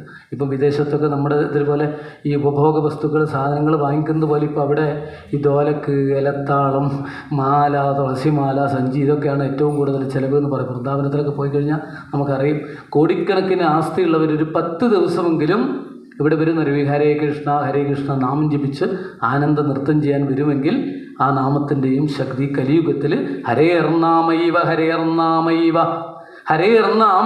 കേവലം കലോ നാസ്തൈവ ഗതിരന്യഥ.